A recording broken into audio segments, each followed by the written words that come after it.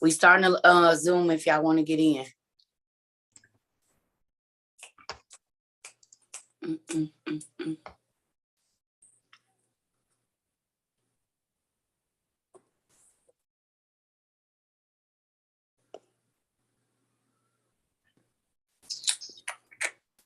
Hello, everybody. I gotta go find my lip stuff, y'all. My lips dry.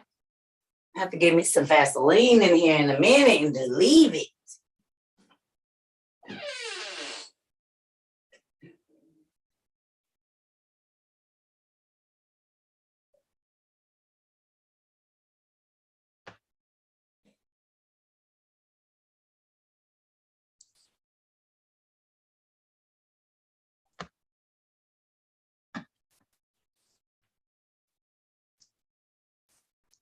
Hello, everyone.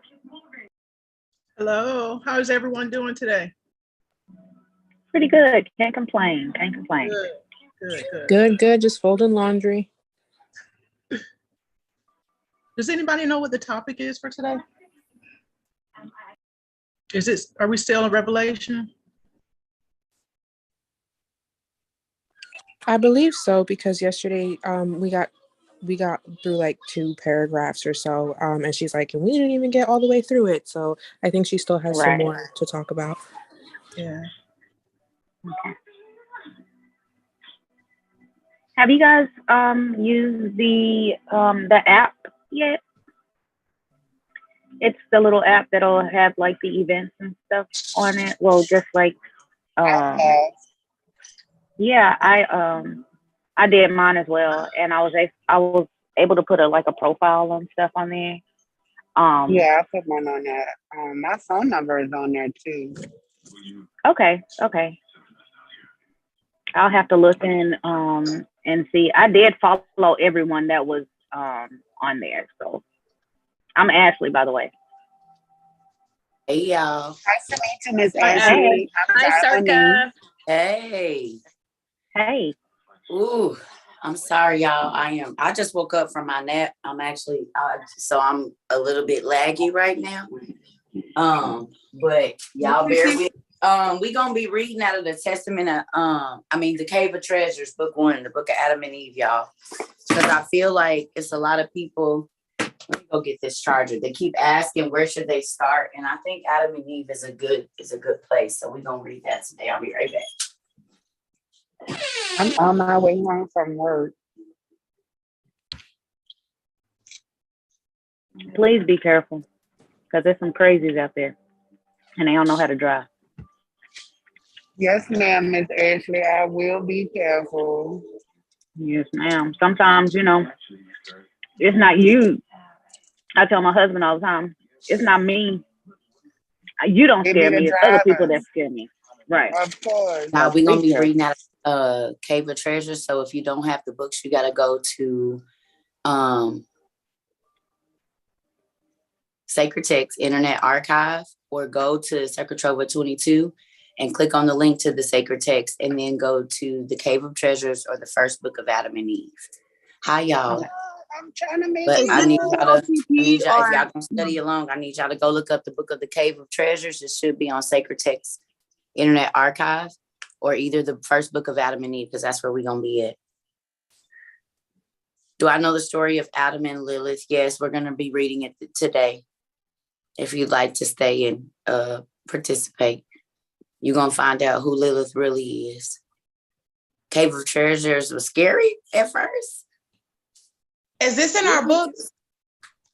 I don't. Yes. It don't make me lie, y'all. It might be in one of them. I don't know what all books everybody got. So it's not in the OTP.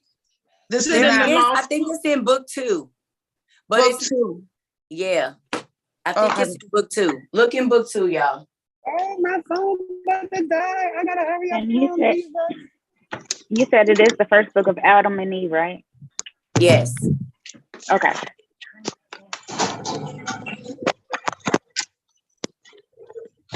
How long do iPhones take to charge? Yeah. Well, you got to think about it. Everything starts in the darkness, even human beings. We start in the dark, y'all. Everything started in the dark. It's so funny that everybody is not wanting to be, whatever. Why is this not where? Oh, okay. So Hey, cable Seeker. treasure, y'all. Yes. Oh, I'm sorry. I was talking about the you said something about your battery not charging or charging fast enough. Are you on your phone? No.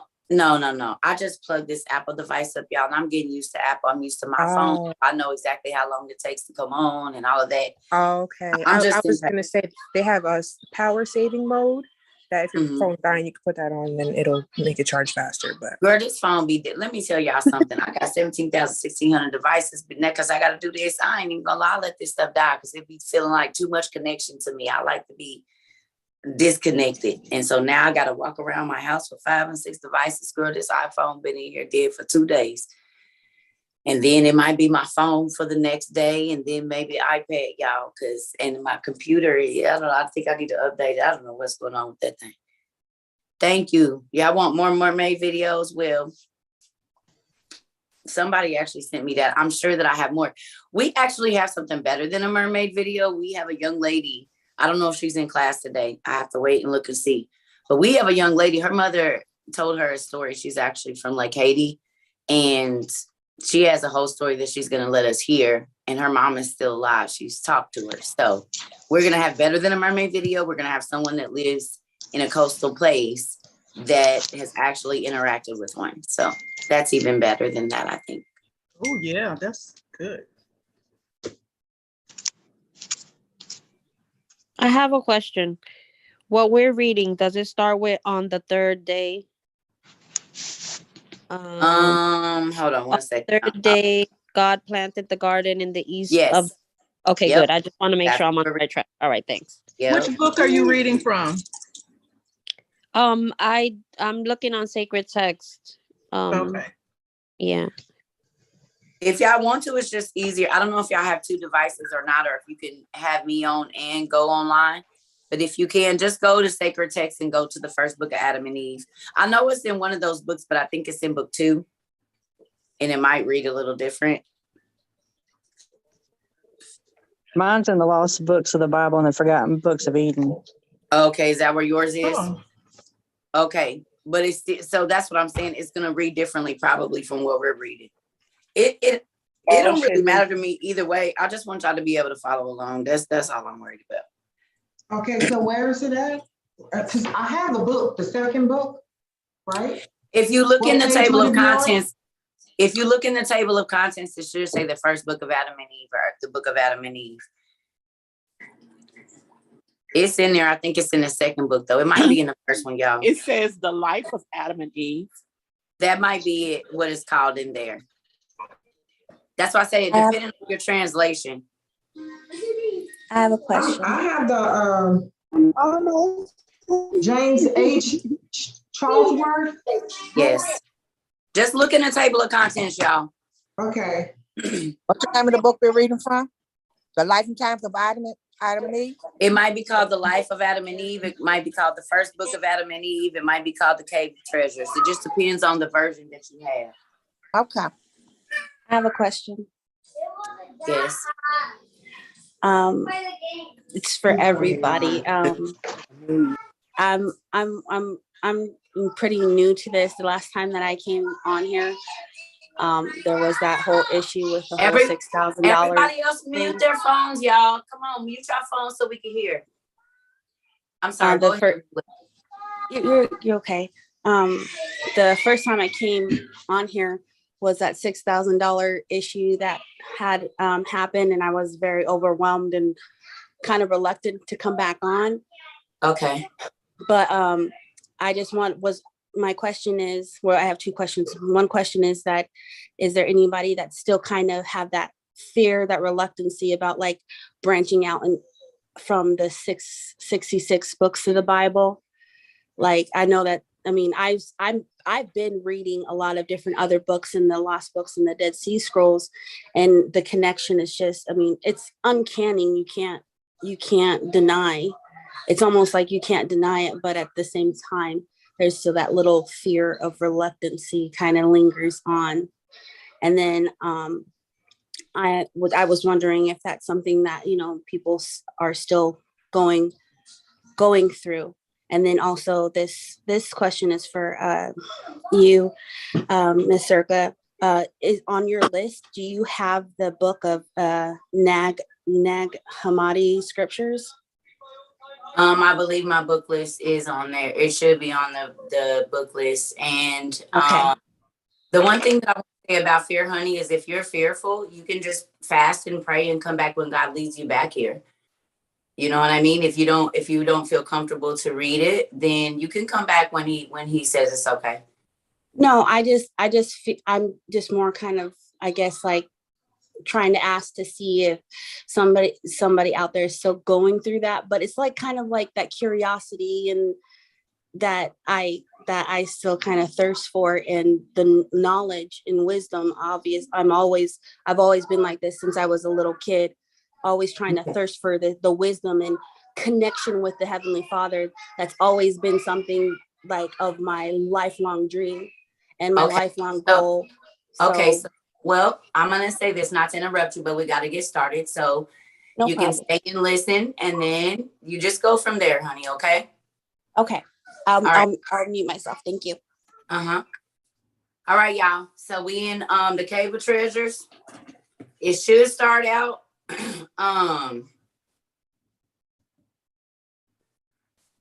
the crystal sea.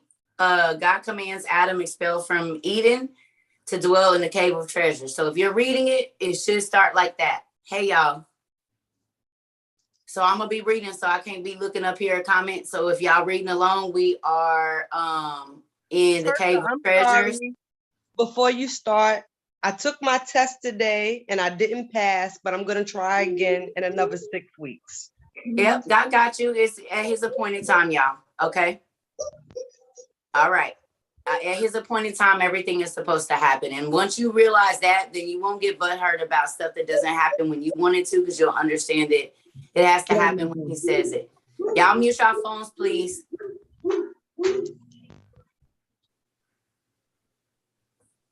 Okay. So here we go. Y'all ready? Where are we again? I'm sorry. We are in the first book of Adam and Eve. First book of Adam and Eve, y'all. Book 1. Make sure y'all phones is muted, y'all. Okay.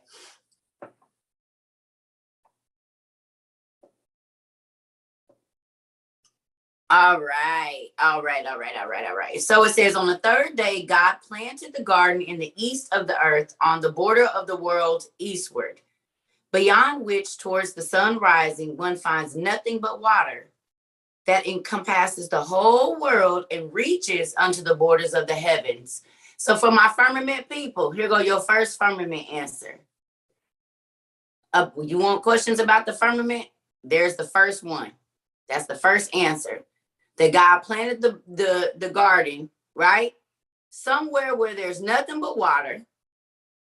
You see that?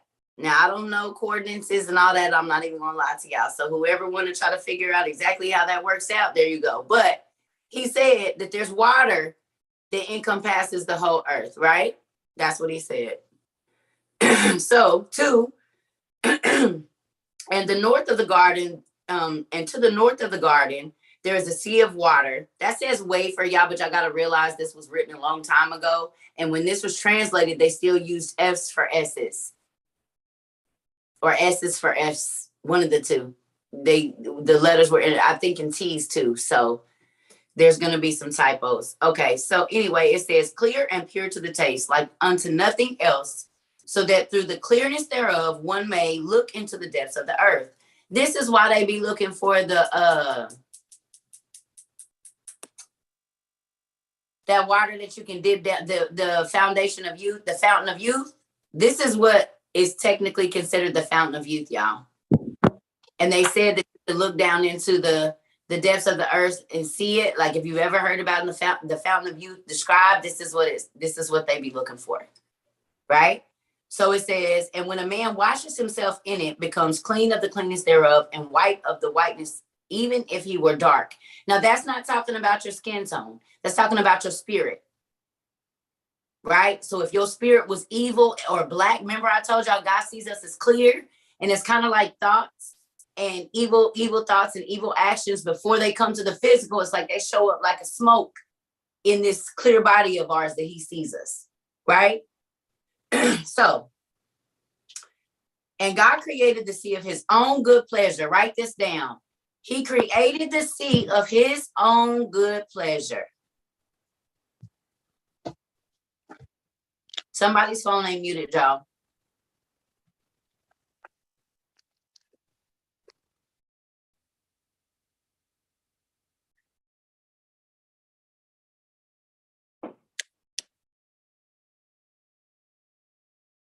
Right? Okay. So he says, for he knew what would come of the man that he should make. Write that down, please. God already knew every single thing that every single human being that was going to be born in this earth was going to do before he ever made Adam. Did y'all know that? So while y'all think y'all sneaking and creeping and all of that, he already knew every single thing until the day that you die, what you were going to do already. He already knew. Did y'all hear that? He said he already knew what was going to come of the man that he should make, right? So y'all got to raise your hand so that I know who to call on and stuff, okay? Make sure y'all doing that. It's okay. You got to wave it. I think it's something at the bottom of the thing, but we got to use our hands, y'all. Okay, I'm sorry. You all right. Okay. So, it says, so that after he left the garden on account of his transgression. Now, this is the first definition of the night. Please look up the word transgression and tell me what it means. And then tell me the base word for transgression. I need the definition for transgression, y'all. And then the base word for transgression.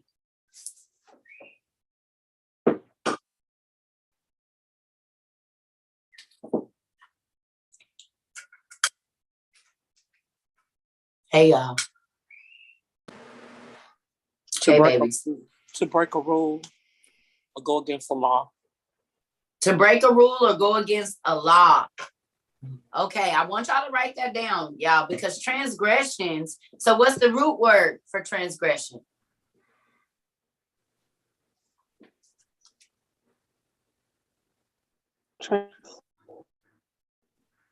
What does it mean? Sin. What? Sin. Sin, trespass, Violation, and wrongdoing. It doesn't mean to go the opposite way. Wouldn't trespass be that? No, not trespass. If step or pass over? Well, I would say disobedience. No, I'm not asking what y'all say. I need y'all to look it up. I need to look what the root word for transgression is. Okay, it's transgress is the root word of transgression. Okay, and what does it mean? It means to go beyond or over, to act to go in beyond or over. Act of crossing, passing over. Okay. Okay.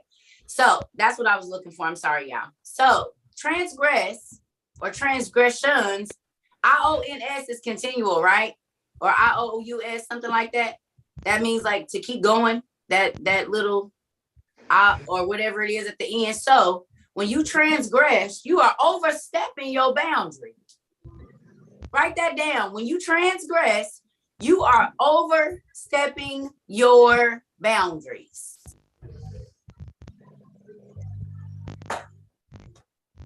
Mute your phones, please. Okay? So God already knew that the moment that he breathed breath into Adam, very shortly after that he was going to overstep his boundaries. Very shortly after he gave the rules, he was going to break them. How many times do we tell our kids, do not do this? And within 10 minutes, exactly what you told them not to do, y'all, what is they doing? They doing it. Right? Crazy.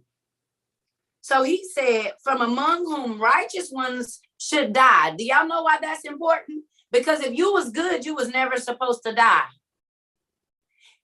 Prior to what Adam did, if you were good, you were never supposed to die. That's why it says, from whom righteous ones men should die. Because if you were good, you were never supposed to die. You were supposed to live forever.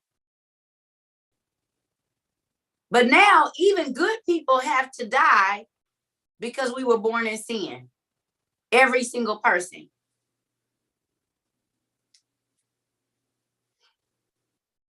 Ain't that crazy? So look, he says, whose souls God will raise at the last day, when they should return to their flesh, should bathe in the water of that sea, and all of them repent of their sins. So, y'all, when we leave this body, there's a river or a sea called Ashurion. I don't know if y'all know this, but the name of the insurance company for cell phones, y'all, is Ashurion.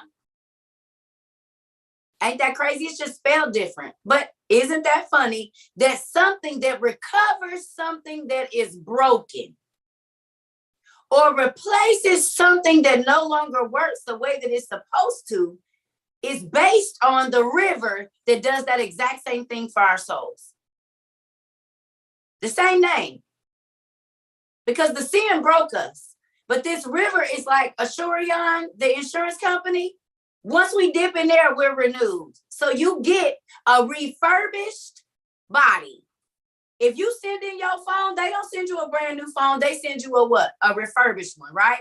Works just as good, same model, same body. Boom. It's just refurbished. Well, guess what? When you dip down in this sea, that's exactly what you're getting, a refurbished body. It will not be one that can decay. Our body right now, y'all gonna have to wait for questions, y'all, because I'm gonna go ahead and get this out and then we'll do questions. We're getting a refurbished body, y'all, but this one doesn't die. So when I say this, listen to me. That could be good and that could be bad. Because this body is indestructible. So if you go to a not so nice place, it doesn't matter how much torture your body goes through, you're still going to, it's not going, that body won't destruct. Are y'all getting that? It's not gonna give out.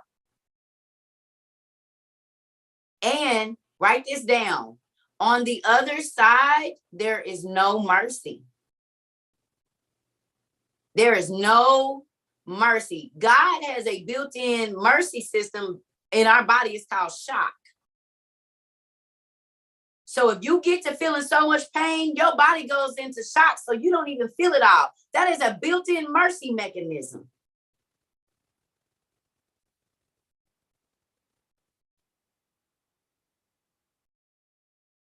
But guess what? When you leave your body, the refurbished body that you get, it doesn't have that button. There's no shut off for the pain if you go to the bad place. There's no shut off. So you don't go into shock. You just feel it all. That's why when we read in Ezra and it said merciless judgments, merciless pain, merciless. Y'all look up the word merciless real quick. Look up mercy and then look up merciless. Look up the definitions, y'all. Mercy and merciless. Y'all, this is being recorded on YouTube. So if you ever miss it, within like 6 hours, it's on YouTube. Go watch the whole thing because we're doing live on Zoom as well. Compassion or forgiveness shown towards someone who is within one's power to punish or harm. That's mercy. Okay. Now, who got merciless, y'all? Thank you. Showing no mercy or pity. Okay. Showing no mercy or pity. So think about the judgments that we read about, y'all, where somebody was throwing hot coals in your face, and simultaneously you're being beat with a whip that's on fire. Ain't no mercy. It's just gonna keep happening. And it's not like your body's gonna go into shock. You just gonna feel all of that. And you can scream bloody murder and it's still not gonna stop. That's spooky. So is anything that you do on this side, even if you get to do it for 120 years, one day on that side, y'all, is 1,000. So you still got 980 years to just make up. What? Oh no. And I only, that's one day. Then another 1,000 years, 2 days. Another 3 days, 4 days. That's crazy. When you've been in eternity for 4 days, you've been there 4,000 years. Write that down. 4 days equals 4,000 years. So when you get ready to go do whatever it is that you don't think God knows that you're going to do, and you're sneaking, and we already read that he already knew exactly what every single person was going to do before they did it, so much so that he made a river for you to wash in, to wash off the stuff that he already knew that you was going to do. Why y'all be thinking y'all tricking God? He already knew we was messed up. He already knew every single sin that we were going to do. And he's so thoughtful and so loving and so caring that he literally made a river to wash all of the sin off before he made us. Y'all can't tell me God don't love y'all. No matter who, what, when, where. Even the people that say, I don't believe in God, he's not real, you're crazy. He loves you too. He loved you enough to let that river be there, so when you recognize who he is, you can dip in it real quick and still get in. The murderers, the molesters, the thieves, the whores, whatever it is, he already knew that you was going to be doing it. So what are you hiding from him? Nothing. Because he already knew. He made the sea of forgetfulness. And what y'all don't know is the sea of forgetfulness is not so that we forget. The sea of forgetfulness is so that he forgets our sin. He made that so he didn't remember and be pissed off. Like, I know, I don't even want to think about it no more. So he said, let me make this river so they can dip in there, so I don't even got to worry about, because I know I'll remember. Right? So let's get going. I'm sorry, y'all. Just be willing to break that down so you can understand. So he already knew what we was going to do. You're not hiding nothing from him. Even if you think it in your mind, he already wrote the thought down. Y'all, Enoch, if you watch Supernatural, y'all know how they got the library with everybody book in it, or if you watch the magicians or the librarians and all of that. Okay, you do have a book, and every single thought that you think is being written down, whether you act on it or not. That's why we will be judged for our thoughts first. Thoughts first, okay? So he said, okay, but when God made Adam go out of the garden, he did not place him on the border of it northward, lest he should draw near to the sea of water, and he and Eve wash themselves in it and be cleansed from their sins, forget the transgression they had committed, and he no longer be reminded of that in their punishment. So he made the sea of forgetfulness. They wouldn't be, yeah, you ain't gonna remember, and he wouldn't either. Did y'all know that? Crazy. So then it says, then again, as to the southern side of the garden, God was not pleased to let Adam dwell there, because when the wind blew from the north, it would bring him on the southern side to the delicious smell of the trees of the garden. Wherefore God did not put Adam there, lest he should smell the sweet smell of those trees, forget his transgression, and find consolation for what he had done. Take delight in the smell of the trees and not be cleansed from his transgression. So God didn't put him on the south side either. He said, because you're going to smell that fruit, forget what you did. So evidently the fruit has some kind of magical power, because if he would have ate it, he would have forgot too.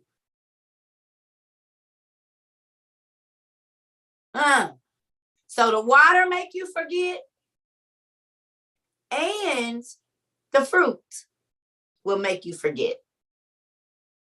Pretty cool. Sound like Men in Black to y'all? Ain't that Men in Black? I'm gonna need you to look right here. And he said, man, did you blinky thing me? Did you blinky thing me, man? Tell me, Kay. Did you blinky thing me or not? How many times do you think God done blinky thinged you? Go back. Right. Yep, there go your blinky thing. Okay.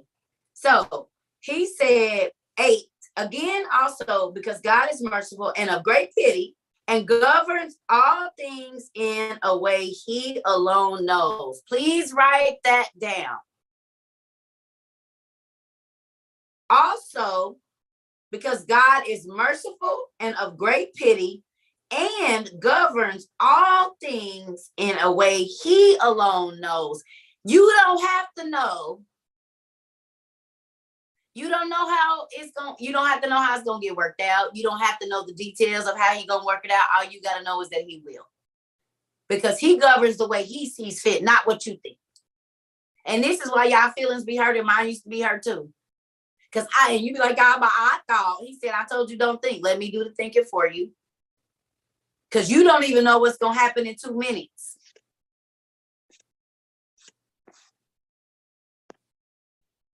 Right? So, he said, he made our father Adam dwell in the western border of the garden, because on that side the earth is very broad. And God commanded him to dwell there in a cave, in a rock, the cave of treasures below the garden. Below the garden. Now, okay, go to chapter 2, y'all. Go to chapter 2. Hey, y'all.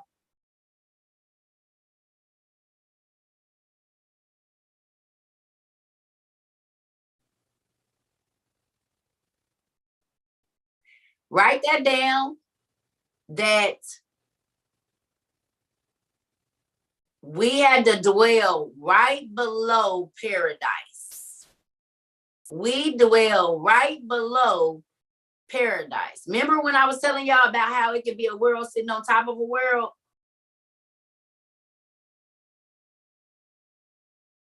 So paradise could be on earth, and he still could hide it from us where we can't see it.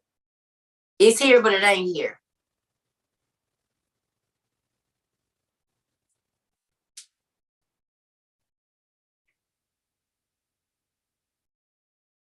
Right? So 2 says, but when our father Adam and Eve went out of the garden, they trod the ground on their feet, not knowing they were treading. Y'all, look up the word tread or trod and tell me what it means. Tread and trod.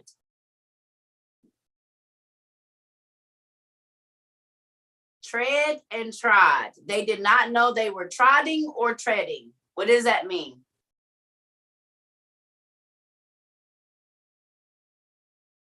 It is mind-blowing, isn't it?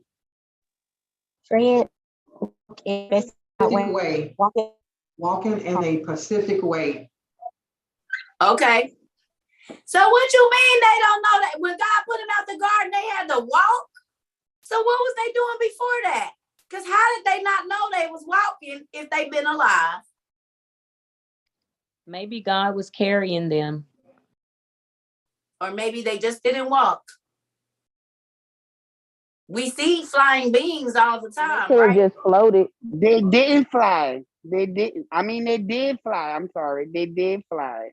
They just glided over they glided over everything. So look at this, y'all. Right. Look at this. Our flesh is what holds us to the earth. Gravity. God created gravity to keep us down. Right? Because what's anti-gravity? Isn't it crazy that once you get outside of the Earth's atmosphere, there's no gravity? This is a punishment. We are trapped in this evil earth until we are freed from our body again.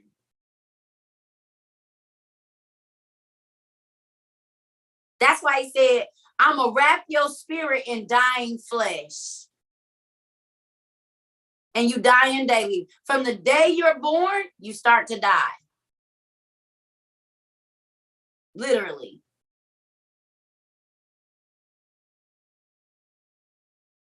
Okay? Ain't that crazy that we were never supposed to even have to walk. God loved us enough, y'all. We was going to float around and just be like the angels. But when we sin, he said, now you're going to stay on earth. You can't see me. I'm closing your eyes off to the heavenly things unless you're asleep. That's why you only get to see spiritual things most times when you sleep. Because that's the spiritual realm. That's the only time we really get to go to the spiritual realm, y'all, or back to our native way is when we are asleep.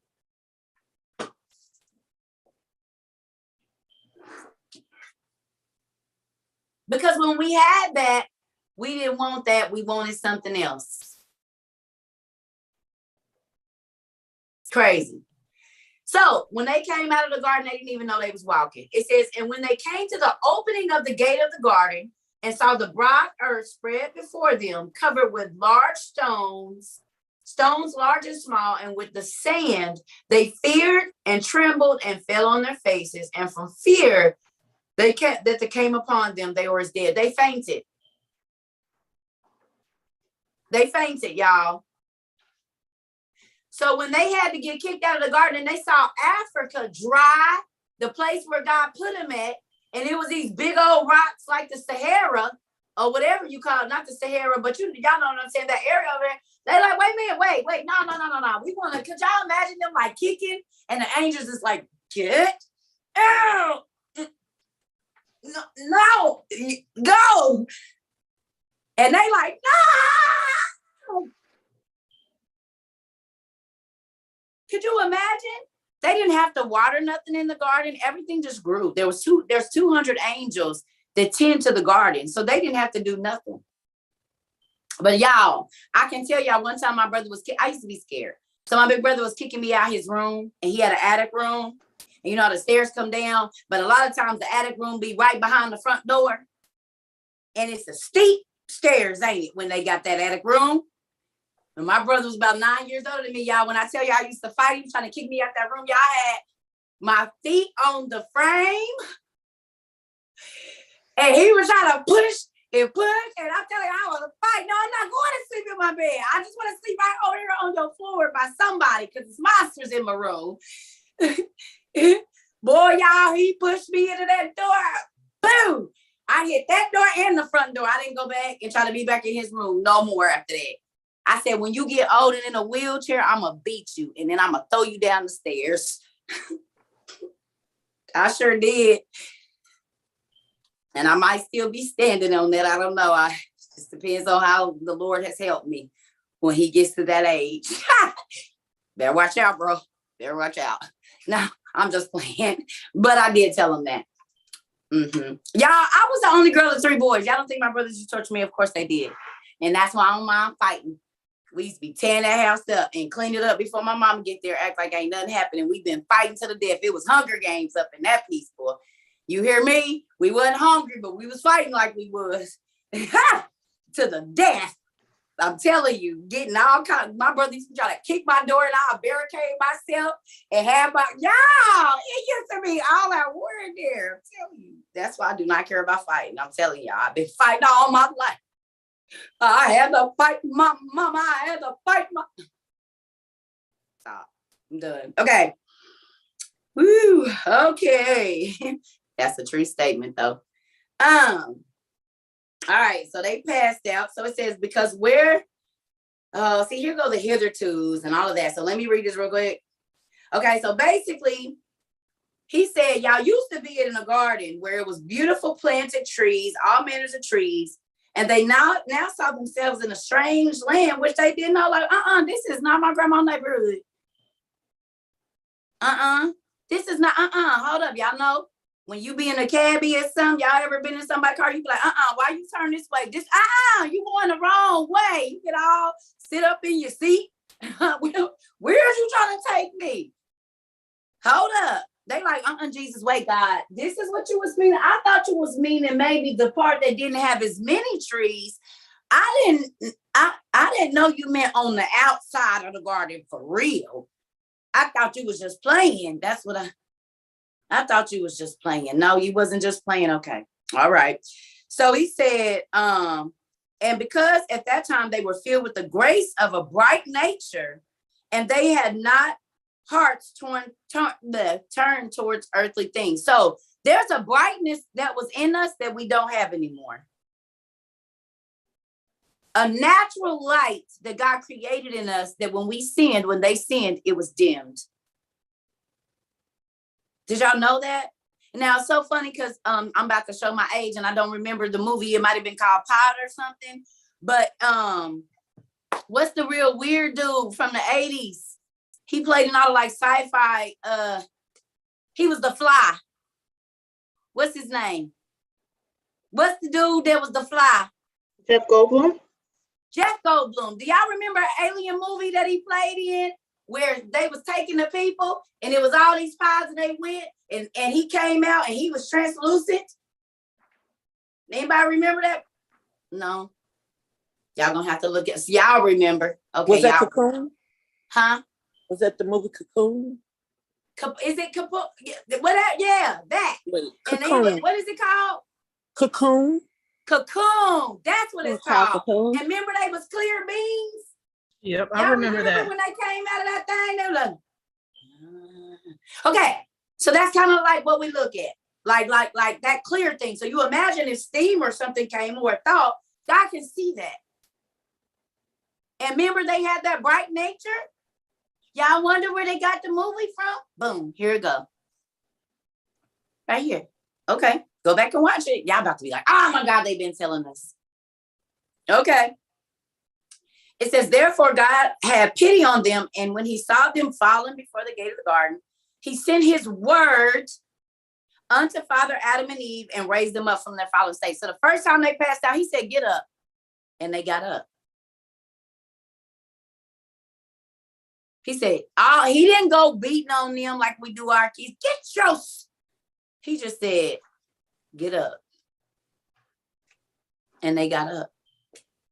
He sent his word to get them up. Right? His word. And that's it. He didn't go over there beating on them. He said, get up. And they got up. 3, y'all. So it says, God said to Adam, I have ordained on this earth days and years, and you and your seed shall dwell and walk in it until the days and years are fulfilled, when I shall send the word that created you. I'm going to send the same word that created you to come get you. Do y'all see the guy said, I came myself? He said, I sent what? The word. His word. And Jesus is the word. Yes, he is. You caught that. Good job. Okay. Sorry, y'all. When I shall send the word that created you, go back. Write that down. When I send the word that created you. The reason I want y'all to write that down is because what did I tell y'all the other day? I said a lot of y'all don't got no haters. A lot of y'all be cursing yourself because y'all speak things into your life. This is going to be a bad day. I'm already irritated. I hope such and such don't say nothing to me because I'm going to say this. You speak the same way that God gave us. We are made in his image. He didn't have to go busting nobody yet. He sent his word. He didn't have to go tell Adam he didn't have to go pull Adam up. He spoke it. Everything was this first. And if we made in his image, then you need to be careful about what you speak, because you speaking curses on your own life. Don't nobody gotta hate on you. You speaking. I already know they gonna be hating on me. And then when the drama comes, I don't know why they hating on me. You said it. You said they gonna be hating on me. Then when you get to the place where you going and the people got an attitude, I already knew they was gonna have an attitude. Yeah, because you spoke it up. We was gonna chill before you came, but you spoke the drama into the situation.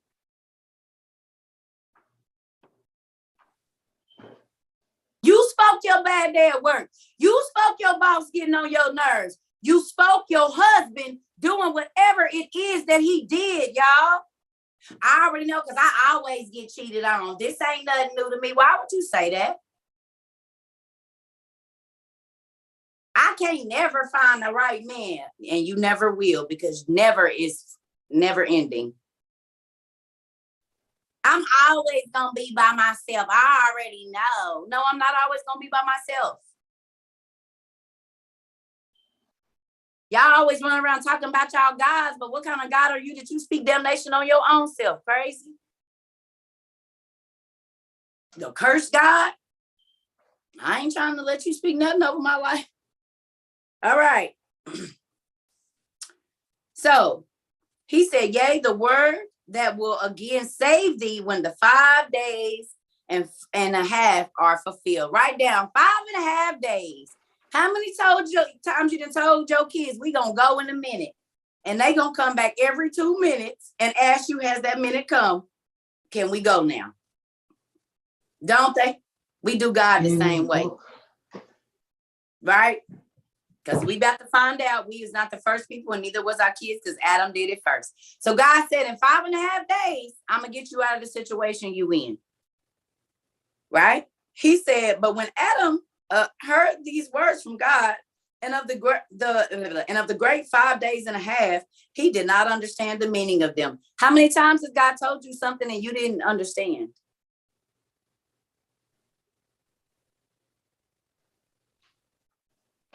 Write this down, y'all. God, help me understand. Help me understand.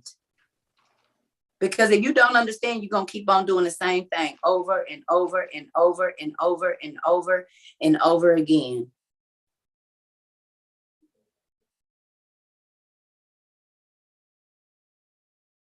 That's why when we ask our kids, do you understand what I'm telling you? No, do you understand? Don't we ask them that? And why we ask them that? Because they keep doing it over. So evidently you don't understand what I'm saying to you. Okay. God said the same thing. Huh? Okay. He said, for Adam was thinking that there would be but 5 days and a half for him to the end of the world.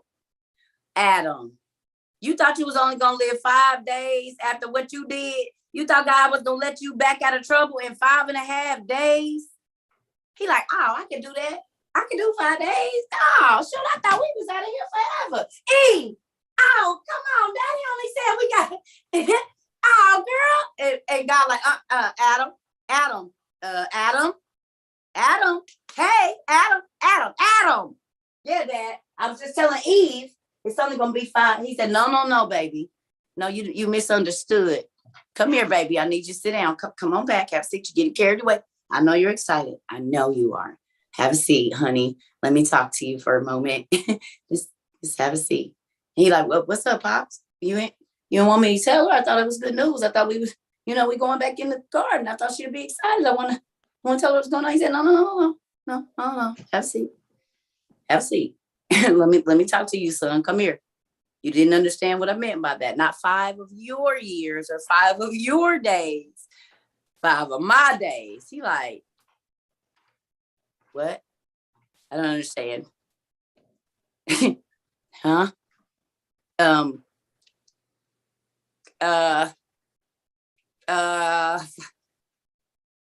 You know how kids, when they don't like what you say, they get the blinking and their eyes get to tearing up with water, like, Dad, what you, not like Friday after next? You mean like 5,000 Fridays from now?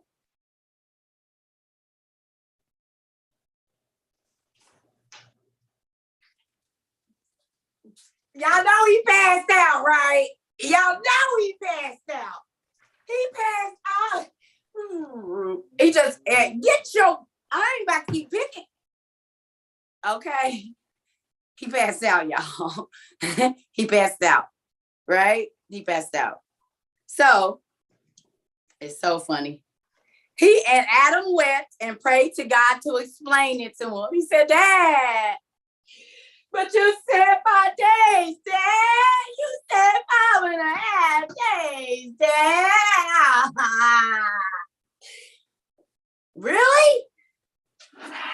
Seriously. Okay? He said, then God in his mercy for Adam, who was made after his own image and similitude, explained to him that these were 5,500 years and how one would then come and save him and his seed. So now do y'all believe me when I say one day over there? See, God's time is, write this down. God's time is not our time. God's time is not our time. So when he say one day of punishment, that's 1,000 years of punishment, y'all. So when people telling you YOLO, not true. He did end up getting on my nerves too, Jocelyn. I told y'all I'm writing a play called Oh Adam. I'm not joking. It's a real thing. And I want somebody like with Barry White voice say, oh Adam. Like that, y'all. Every time. And we gonna get somebody that's good at passing out. Okay, we might even put on our own college play, y'all. Get everybody together. We gonna do it. We gonna do it ourselves. But we gotta have somebody with a real deep. Oh Adam. Because he was always, and then look, fake passing out. Huh? I said I'll volunteer my grandma for the fake passing out. You playing, girl. Wait, y'all. But look, could y'all see Chris Tucker and Kevin Hart, y'all, as the angels in the background? Oh man. Man, he didn't think again. Oh, he's supposed to do what? Man, God, what? I can just see them in the background. Cat Williams was irritated. They was real irritated. They like, bro, God, Dad, what? Look now. Every time you say something he don't like, he passed up. I'm tired of it. Y'all nutty professor. I'm not gonna keep on picking you up now. When she kept, y'all know the scene. He's like, now look. That's what he kept doing. He kept passing out Mike Epps. Yeah, we need Mike Epps. Definitely need him. He definitely needs to be one of the angels. Definitely. You're not getting back in. I can see him doing something like that. You know what I mean? Like a 5,500. You know what I mean? It's too silly. Anyway, we need him to be an angel, y'all. Somebody asking. Okay, so who's a good fainter, y'all? We have to think about who gonna faint. Okay, anyway. So we know that it was gonna be 5,000, y'all. I told y'all I'd be seeing like it be whole movies in here when I read the Bible. See, y'all be reading it boring. I'll be figuring out who gonna play the role of this and that, what the theme music is. You know what I'm saying? Like y'all gotta make it theatrical. Anyway, so we know that it was gonna be 5,500 years until Jesus came. Oh yes, Tyrese could definitely be Adam. Stop, y'all. He so can. Ah! We gonna get Tyrese. Oh God, my mic on.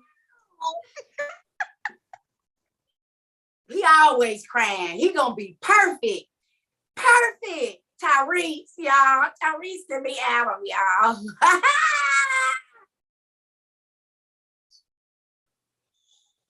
And we gonna have Keith Sweat singing in the background whenever he cry with his old whining self. We gonna have him in the back, y'all. It's gonna be great. It's gonna be absolutely amazing. Okay, let me go.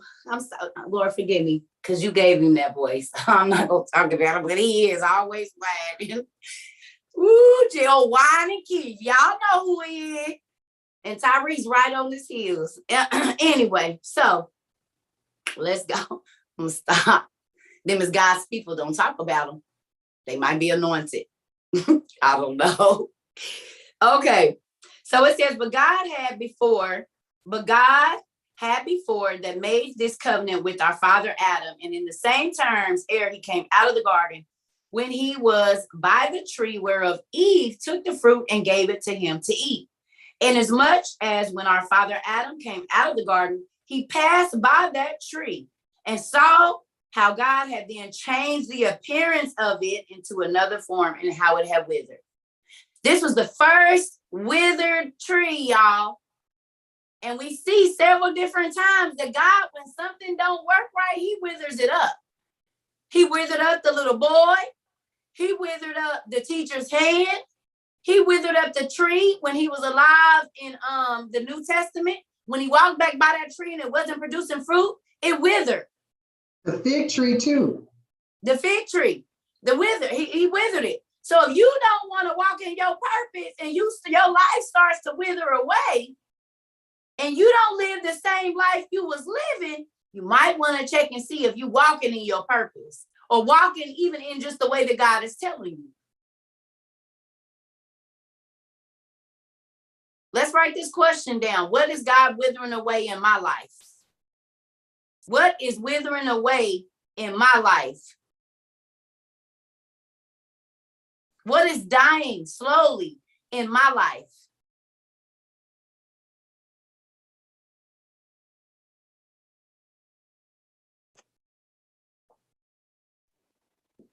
My patience. I don't want y'all to say it. I want y'all to write it down because this is a question I want y'all to be thinking on for the next couple of weeks. What things are dying and what things are growing? Are the right things growing or the wrong things growing? And are the wrong things growing and the right things dying? What are you feeding? Write that down. What am I feeding in my life? Am I feeding negative or am I feeding positive? Am I feeding my flesh more than I'm feeding my spirit?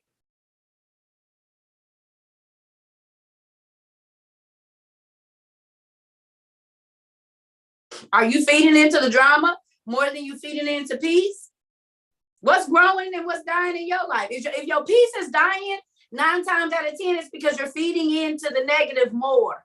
That's why you have less peace. It's a balance in everything.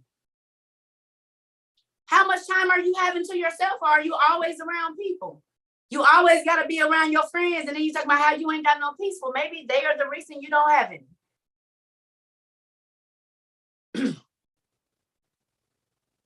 Maybe God wants some alone time with you so he can tell you about the fake people that's around you as to why every time you get around them, you got that nasty feeling in your stomach, but you hang out with them anyway because you just don't want to be lonely. And then they always doing you wrong. So you got to put a certain mental state on to even go be around them. You can't even be at peace and you keep what?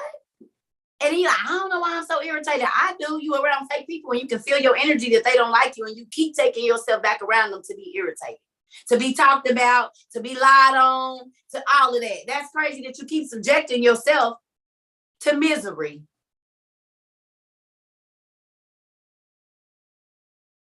Why? Y'all, I didn't go around my in-laws. I don't care if you invite me. If I know y'all sitting up talking about me, I'm not fake. I'm not about to sit around y'all. I'm not giving you nothing else to talk about. I don't even go around my own biological family. I'm telling y'all, nothing. I'm not giving y'all nothing to sit up and make me feel uncomfortable. I'm not spending my money to drive halfway across the country to sit at not damn family function that's gonna make me feel nasty. I can spend my money and go to Montana. I ain't never been there. That's what I'm gonna do. And I've been doing it for the last 30 years. I ain't going to say, look, no, such and such done died. Oh, I'm sorry. I send my condolences.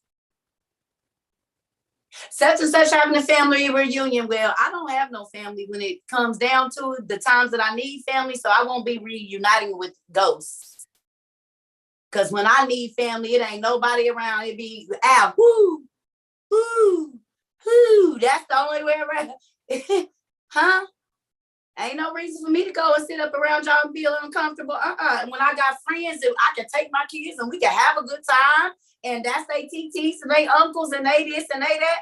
No, y'all can keep y'all blood, honey. I don't want no parts of it, especially if it don't make me feel comfortable. Keep it.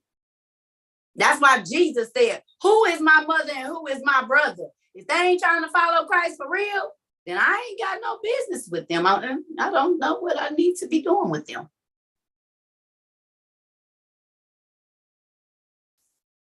Because they ain't going to be your family in heaven, y'all. They going to be your brothers and sisters in the Lord. So don't let them talk you into stuff, because when we get to heaven, they not going to be your mama and your sister and your cousin. They not going to be that. They're going to be your brother or sister in the Lord. So now you done denied Christ and got yourself in situations for a person that ain't even going to be that family member to you when you leave your body. It's just an earthly thing.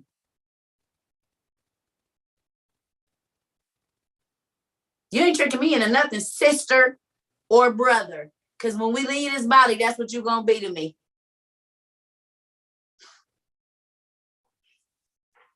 So you can't guilt me and manipulate me and make me know. Because you ain't even going to be there when I stand in judgment. You can't go to God for me in judgment. Nobody can.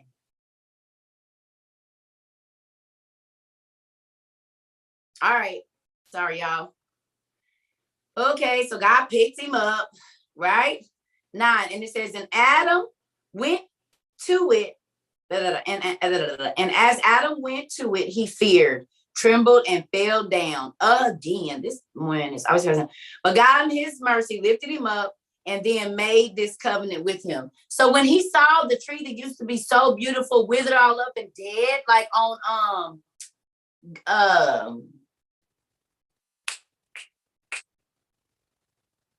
what is that movie, y'all?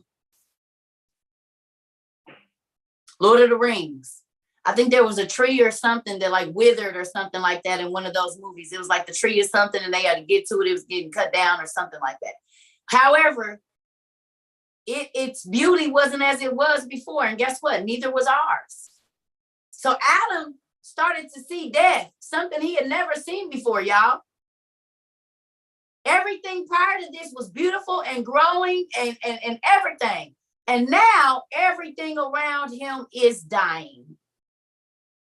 The beautiful trees, he can feel his flesh dying. Because y'all, he wasn't born as a baby. He was like he was 22 already.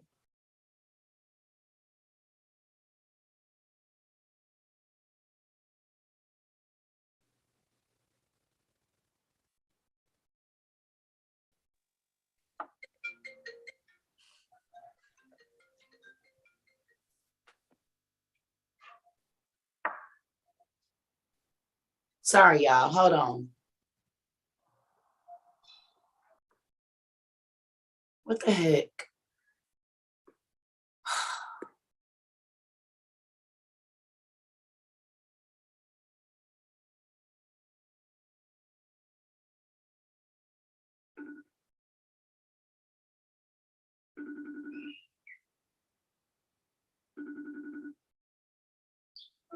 But now you got to start checking and making sure I'm not on live. I'm on there every day at 6:30, baby. And you call me every day doing my live. I'm live. Okay. I'll call you back. Okay. Bye. I told her that the last time. Remember I told y'all, you tell them and they still go back and do it? Well, y'all remember she didn't call every day since we've been on the live. And she know it's 6:30. Adam Jr. or Eve? Which one is she? Missing you. I know, but do it at a time when I'm not on live. And if I hit them to the back, you always okay, but learn my schedule. Y'all want me to respect y'all schedules, learn mine. Y'all see I went into my mode. Ooh, sorry. She trying. It's a hard habit to break. She gonna get. Y'all, y'all was about to see the other one. Listen, I'm sorry. Oh, Jesus, these kids. Goodness. Woo! I felt a fire shoot up from my fire. It's a fire around here. I ain't gonna keep telling your tale now. Anyway, all right. So he passed out 10. And again, when Adam was by the gate of the garden and saw the cherub, write this down. There was a cherub. God placed an angel on the outside of the gates. You will not sneak back in here. A cherub with a flaming sword, y'all, of fire.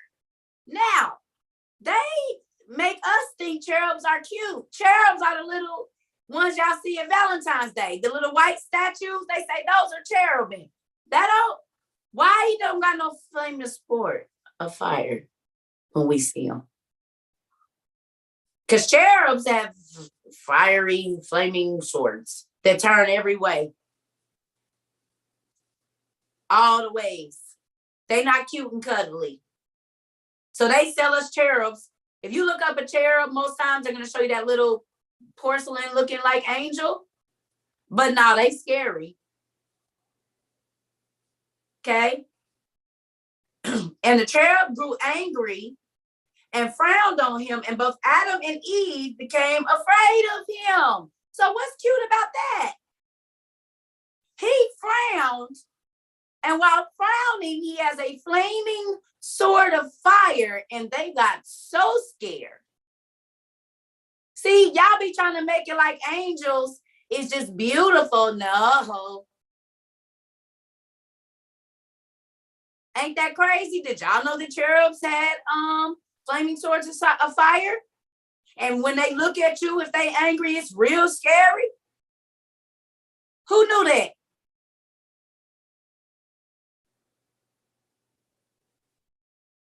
I can't really see it. I know you're trying to show me, but do they pull up a cute little picture or an ugly one?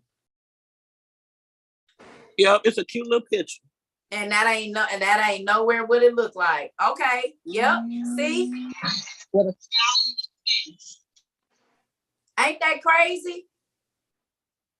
Y'all, I told y'all they be showing y'all one thing, but when you start to study for yourself,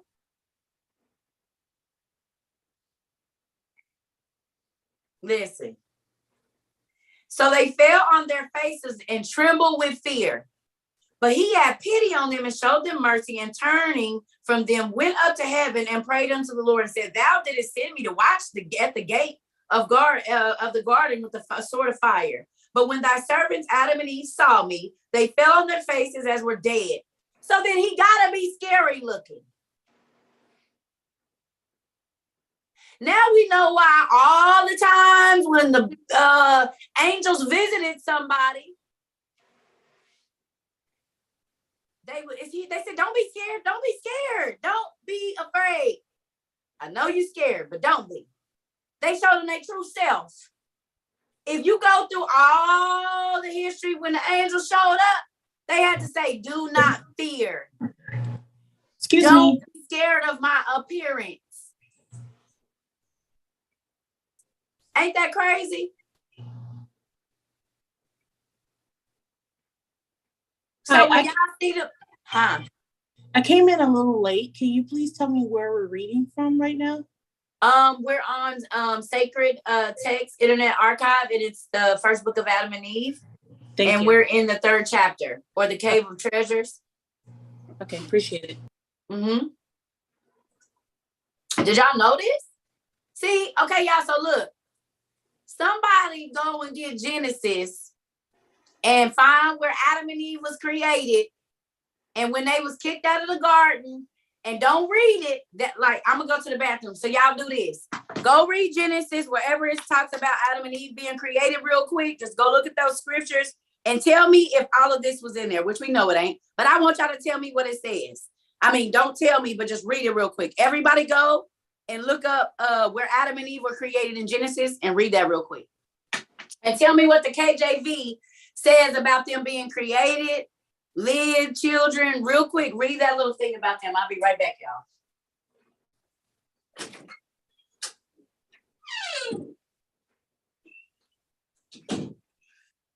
Genesis, what the Bible says about Adam and Eve being kicked out of the garden.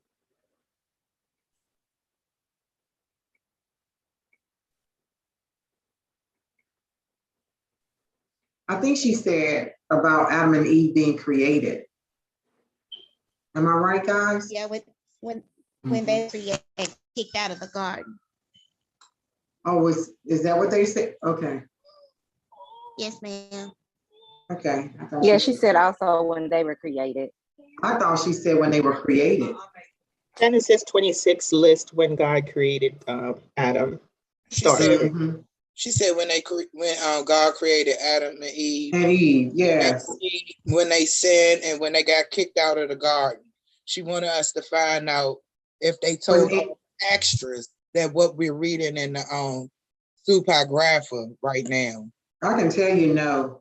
Yeah, because she absolutely there's no details at all. She said when they was created, when they sinned and when they got kicked out of the garden. That's pretty much what the King James Version says. Yeah. Right. It doesn't tell us in details all the stuff that this book is telling us. Yes.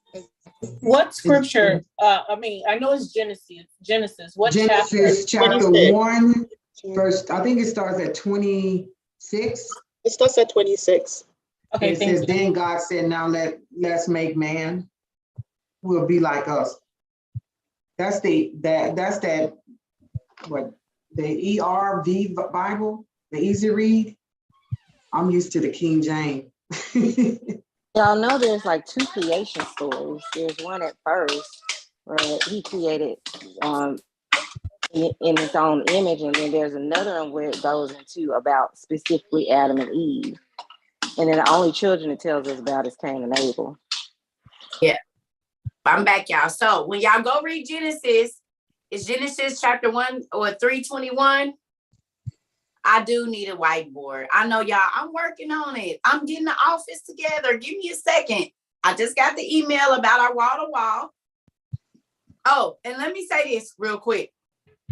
I'm going to keep on talking about this because for whatever reason, this will not leave my spirit every night that we have been on here. I need y'all to write down forgiveness. And I need y'all real quick to go look up the meaning on Webster Dictionary of Forgiveness. Go to Webster's Dictionary. Or if you type in meaning of forgiveness and then go down, Webster's is normally like the second or third one. Hey, y'all, go look up the word forgiveness, y'all. And I need y'all to tell me what the meaning of forgiveness is. What is the name of the book I'm reading from? It's called The First Book of Adam and Eve. If you want to read it, it's on old sacred text. Internet Archive, go to the Apocrypha and type The First Book of Adam and Eve, and it's there. It says the action or process of forgiving or being forgiven. Okay, thank you. So look at this. Now do y'all see why God be so pissed when y'all won't forgive? Because he made a seed of forgetfulness so that he can forgive you before you ever wronged him. And you have the nerve to hold on to unforgiveness. Mute your phones for me, y'all. Y'all don't think that's crazy? God made a seed so that he would forget, so he can forgive us and send his son for forgiveness for what we should have to do is die. And then you have the nerve to hold on to, I ain't never gonna forget what they did. But you expect God to let you dip down in that sea so he can forget all the horrible things that you've done. And that's why he said, if you don't forgive them, I won't forgive you. So you gonna get passed right on by that sea of forgetfulness. You ain't gonna get the dip in it if you don't forget and forgive. You'll forget and forgiving don't happen if you don't give it. He said, if you don't forgive them, I don't care how many say, oh, God, forgive me. He said, no, I'm not. You didn't forgive her. You didn't forgive the church hurt. You didn't forgive the pastor. You didn't forgive your mama, your baby daddy, your cousin, the man at your job, the lady that cut you off. So no, you can ask me for forgiveness 100 times a day, but until you forgive them, I don't got no forgiveness for you. None. No, it doesn't mean to forget. But what I'm saying is he made the seed of forgetfulness so that he would forgive us for the things that we did. Because if he didn't never forget, we might not have been forgiven. That's why he say, I'll throw it into the sea of forgetfulness. What you do when you repent, it gets thrown into the sea so he don't remember, so he don't stay pissed off at you. And then you have the nerve to hold on to your anger against somebody else and wonder why your life started going crazy because you ain't forgave. So while you wishing bad on them, oh, they're gonna get what they're gonna get what's coming to them, and so are you, because you ain't forgave. And unforgiveness is a sin. And when sin is in your life, that allows the devil to come in your life and wreak havoc because you gave him a doorway. So don't complain to me about your life being crazy if you got unforgiveness and bitterness in your heart, because you are allowing the enemy. You literally open the door when you don't forgive and let go and stay. When you when you live in sadness and won't, oh, I'm never gonna let it go. I'm never gonna let it go. It's gonna kill you. Hey. It's gonna kill you. Okay. Hello. Yes. You talked about sisters and brothers earlier. They're just earthly, correct? Yes. My brother kissed me in my mouth. Said it was Jerry Springer. Said he was attracted to me and really wanted to sleep with me. I've been spoke to him since 1999. How do you forgive that? That was a violation. You forgive him and let go. You ain't never been violated by another man? Oh, of course, but that was my, like no, you said, no, it's just blood. It's just blood. You're correct. No. I stand corrected. You're right. Okay. You don't, if you don't forgive your brother, you got respect to persons. And God said don't have that. Mm-hmm. If you've been violated by another man, then you should be able to forgive your brother because he's still just a man. That's so very true. And you got to remember that the people that killed Jesus was his cousins, his friends, and the people that he grew up with. Those were the people that killed him. But I need y'all to raise your hand, y'all, when y'all talk, okay? Oh, yes. I'm sorry. Yes. It's okay. Okay. Thank you. Yes. Antonia, go ahead. Does it have something to do with what we doing right now, y'all? It is. Okay. When I looked up forgiveness, and it says a decision to let go of resentment and thoughts of revenge, right? That's the definition. Wait, no, say that again. Say it loud and proud for the people in the back. Forgiveness means a decision to let go of resentment and thoughts of revenge. Did y'all hear that? Forgiveness means to let go of what? Resentment. Resentment. And thoughts of revenge. And thoughts of revenge. So, real quick, go look up resentment and thought and revenge. Go look that up and write those. Thank you so much, Antonia. I love y'all. You are very welcome. But I had a comment about that as well. Okay. And I think every one of us, I can't speak to everyone, but I think all of us as a human being would love to forgive. So me and my sister have something similar where she literally despised the thought of her ex-husband, right? Where she just wants the life to come to an end. And it's only because she has given so much dedication, love to this man, and he's cheated and he's lied and he's not provided for his son. And we've talked, and I can understand where she's coming from. It's not that she doesn't want to let go. It's just as hard to process when you've given nothing but dedication and love, and the person turns and give that love and dedication to someone else. And no matter what I've done, I can't help her let that go. I want to say it's all this consuming. Real quick. It's because she gave him more love and dedication than she gave God. See, this is the thing, y'all. Yeah. When you give more love and dedication to an idol God, that can be your child, that could be your job, that could be your spouse. God will allow them to hurt you until you put him back on the throne of your life. Oh, I felt that, Cerca. Thank you. I felt that. That was powerful. That was so powerful. No, You y'all, have to I'm put telling him y'all what I first. know. He said, y'all, it's right in the scripture. He said, I'm gonna let your idol gods and the people that you worship more than me, I'm gonna let them abuse you and do all of these things until you put me back. You love that man more than you love me, don't cry to me about him. That's who you wanted.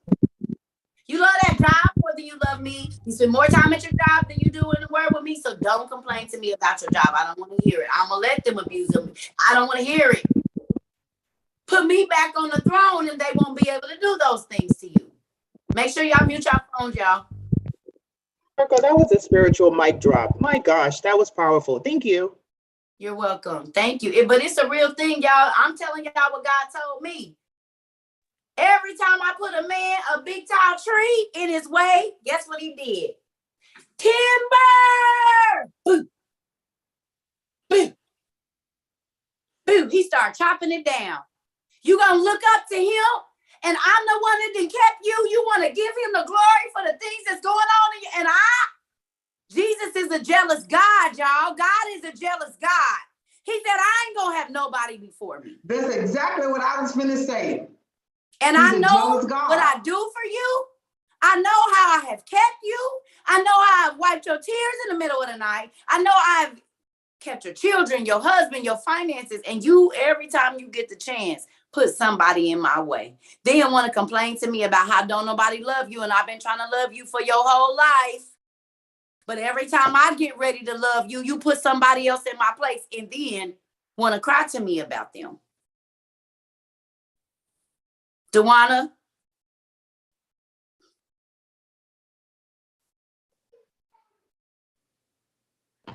Oh, okay. I just wanted to respond really quickly. The lady that was saying about her sister or somebody like forgiving the dad. I had those same emotions, felt that, been through it, but it's nothing like the freedom when you forgive them and everything is going to change around. And now my kid's father is asking me to teach him how to pray and like all kind of stuff, but you have to free yourself from that. Like, and only she can do that. And it's worth it. I swear it's worth it. Yes. I want to say this, y'all. One of the things that I went through. So, in a few days, what's today? The 20th. So in like 13 or 14 days, I'll be moved here a year. But May 27th will be a year that I got divorced. That my divorce was final. But y'all, 2 months after my divorce, a month after my divorce, I was not crying. And people was like, you just got divorced? Yes. Did you love your husband? Dearly. But guess what I did, y'all? I processed while I was in it. Every time my husband hurt me, that's why I journaled what he did. And I asked God to give me forgiveness in my heart for him. I was processing it as I was going through it, not holding on to it. I said, because when I leave this, I'm going to be healed. When I leave, I'm not leaving broken. See, most people wait until it's over to start trying to heal. Y'all better start healing in the situation. Amen. You better start asking God to heal your heart in the situation while you're in it, so that it's not so devastating when it's over. Yeah. He thought I was gonna be a mess all down in the floor, y'all. I was in Florida, like, hey. I was kicking it. I had a few days of sadness only because we were friends first. You know where we met. You know the things that I went through, and I built you up. Put my dreams on hold. But God, listen, y'all, I promise y'all, I can go back to my journal and tell y'all, I can show y'all, and I'll have to find it. Within the first 6 months of me being married to my ex-husband, God told me that once he got to a certain financial situation, and when the end times was getting close, he was gonna leave. Do y'all know we basically split up for good the first time, like we started the beginning of the end. August 2020, which is when COVID was happening. And he was at the height of his career when the world was shut down. Exactly what God told me 4.5 years prior to that happened. So I didn't say, oh God, why did you let it happen? No, I have been preparing the whole time, preparing my mind. God, you told me he gonna leave, and you told me he gonna leave when this and this and this and this, and y'all, it happened. I didn't say God don't let it happen, because God told me, no, it's gonna happen, but I need you to do what? I need you to prepare. See, this is the difference. Y'all pray it away. Don't pray it away. Ask, if God is bringing it to you, it's because he wants you to go through it. Because his glory is gonna come out of you going through the difficult thing that is coming your way. Like this right here. Because I could be a bitter ex-wife. I'm not bitter at you at all. When he called me, when he texts me, I'll be like, what's up with you? I had to tell him, don't call me, because it might be a big tall tree in my house at 3 o'clock in the morning. When I was on that, I ain't on that no more. But when I was, you gonna respect me, but we could be cool. I don't got no, because I know you miss me, because I did right by you. And I told him, when I leave, I'm gonna leave whole. Because I forgave you while you were doing the things. I didn't hold on to it. You sick and sad because you called yourself holding on to some stuff. It hurt you, not me. I'm good. Yes. I'm good. Yes. So learn to process while you're in the situation. While Don't you in wait. it. Let While go. you in it. You hear me? It's a real thing. Miss Valencia, go ahead. Hi, Auntie. First of all, I got my shirt in. Yay, I'm cute. Second of all, so this is something that has been bugging me for weeks now, because I've been studying through the books of Adam and Eve, the books of Jasher, and the book of Genesis for like weeks now. So it just came up because you just told us to go read about this. So in Genesis 1, I think it's like verse 28 or so, they are given, Adam and Eve are given like their very first command. And I'm reading from the KJV version, and it says, and God blessed them, and God said unto them, sorry, I got to read so slow, be fruitful and multiply and replenish the earth. So like you said, I went back and I'm like, let me Google this. Maybe replenish don't mean what I think it means, but I went and I read it. I Googled it, and it literally says to fill or store, as in like a supply or a product of something. And I'm just like, okay, so if they was replenishing, then obviously that means that there was something here before. And this is also the same command that he gives Noah and the animals when they leave the ark. And I'm just like, is he just pressing rinse and repeat on us? Because I need to be ready if we got to do this again. Well, there's gonna be another heaven and another earth, y'all. God gonna keep. Okay, Groundhog Day is real. Y'all remember the movie Groundhog Day? With what's his name? What's the funny dude in Groundhog Day? Bill Murray. Bill Murray. Y'all remember he had to keep doing it over and over and over and over? Guess what my daddy then did? Wasn't that John Candy? Or whoever it was, John Candy, Bill Murray. I think they was both in it, because they was both the ground hunter, God, whatever them things is called. Y'all, the Both of them groundhog. was So in look, it. right. So look at this. Y'all got to think about it. We wasn't the first race. Who was the first race, y'all? Wasn't it the angels? The angels. And they are called who? The heavenly beings. The children of heaven. The sons of The God? children of heaven. Or what's another name for them? That says in Genesis 6:1.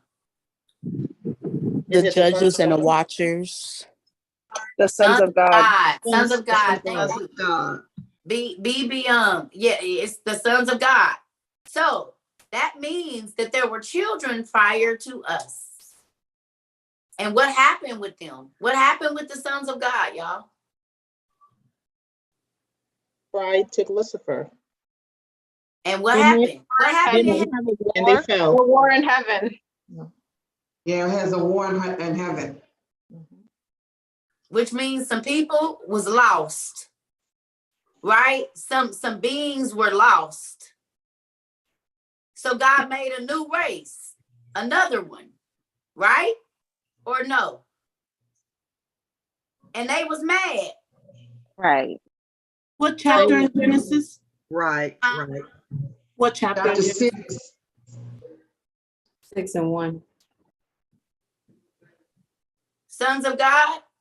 That's why I tell people when you read Genesis, it's two different races in that first scripture.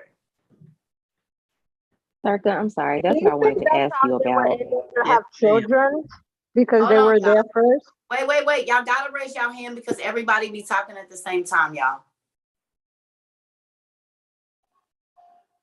Okay. That my hand is raised, but that's what I wanted to ask you about the two what seemed like two creations in Genesis 1 and then in Genesis 2.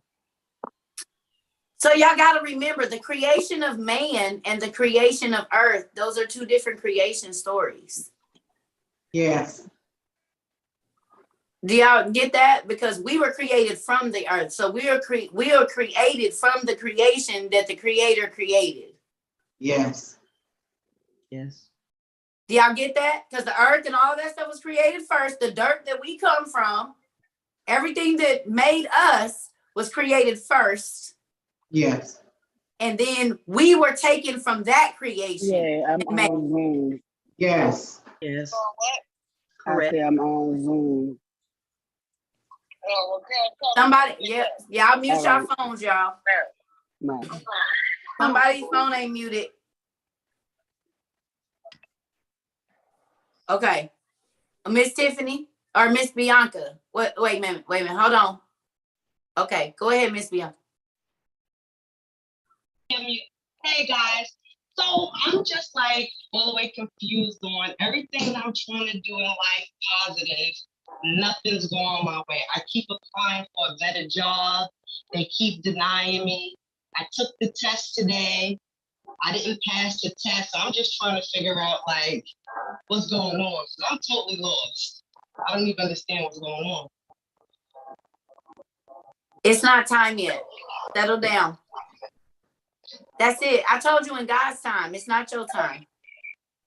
Okay. That's what we're talking about right now. That's why you here today. Don't even worry about it. He said if you worry, then you don't trust him. So chill like you already got it and move on to what you would be doing if you already have it. And then he'll send it. Just praise him for it, boo. Okay. I thank him every day when I wake up. I'm thankful for all my blessings, but I'm just like, something better has to come soon because I've been going through it for like the last 5 years. Yep. I just got out of a 12-year stint, Mama. So just buckle down. But we're going to get back to the lesson, Mama, okay? It's going to be all right. It is. Darkness always comes before the light, y'all. Write that down. If you wasn't here yesterday, darkness always comes. Seeds grow in the dark when you can't see. Seeds root in the dark. They grow and they mature and they okay, do me a favor. After y'all write that down, look up what it means to germinate. What does it mean to germinate?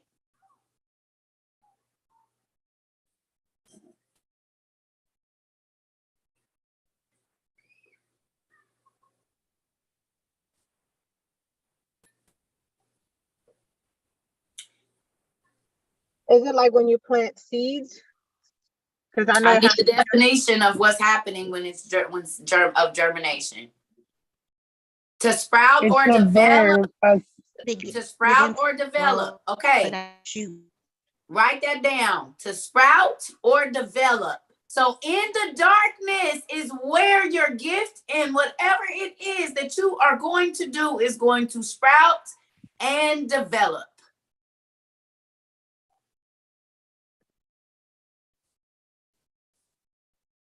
That's why you can't see. That's why you don't know.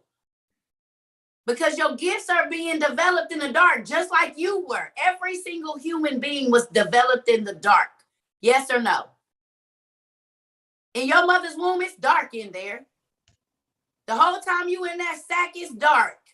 You are being developed in the womb and you go through trimesters. There are stages of things that have to happen in certain times of your life, seasons.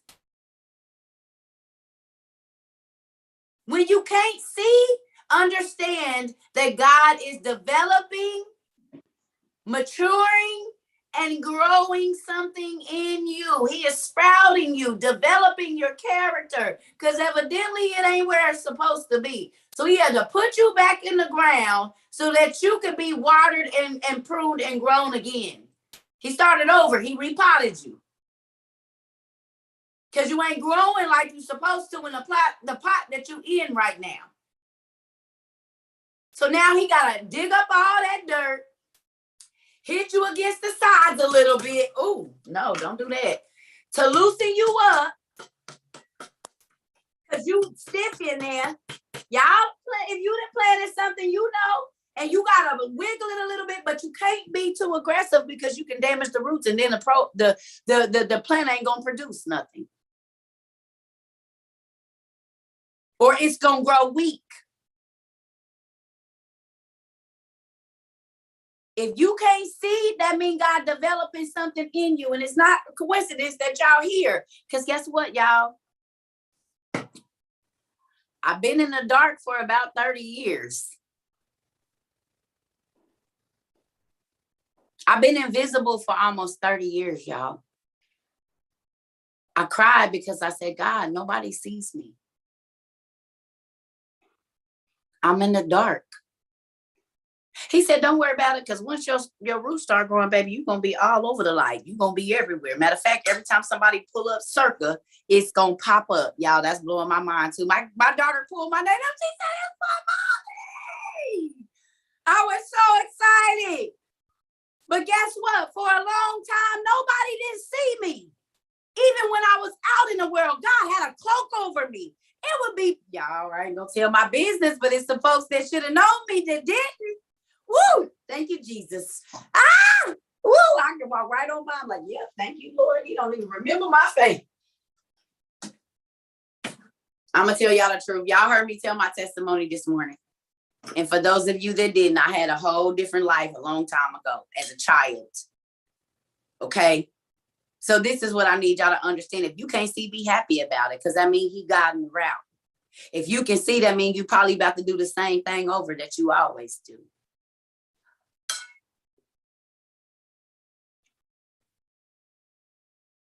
If you can see it, that means it's probably about to be a repeat.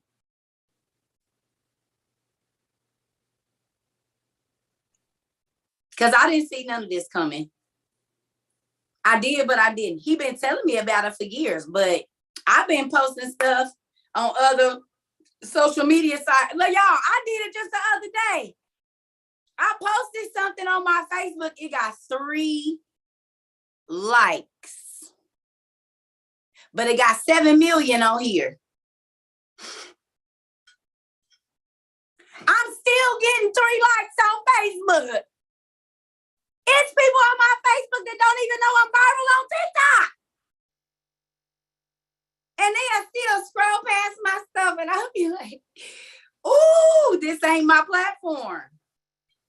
Sometimes we be putting our information in the wrong pot.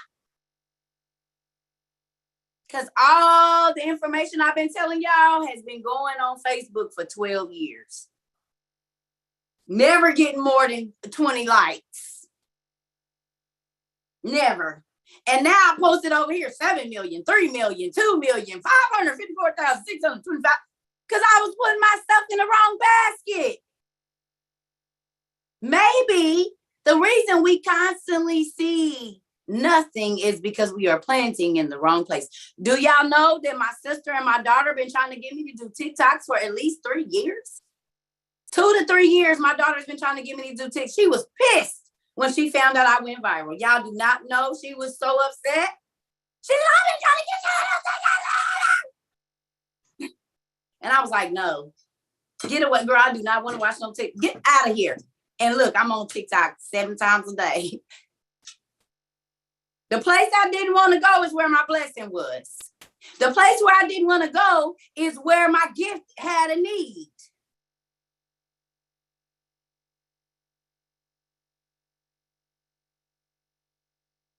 Maybe the places you don't want to go, and the neighborhood you don't want to move into, and the house you don't want to go to, and the job you want to go to is not about you. Maybe it's about the gift that God has invested in you, and he needs the people that are in that place to extract out what he put in.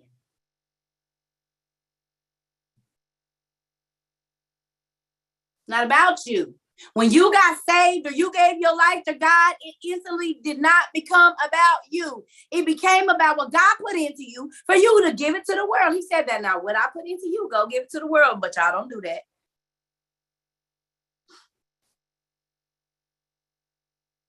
Miss Tiffany.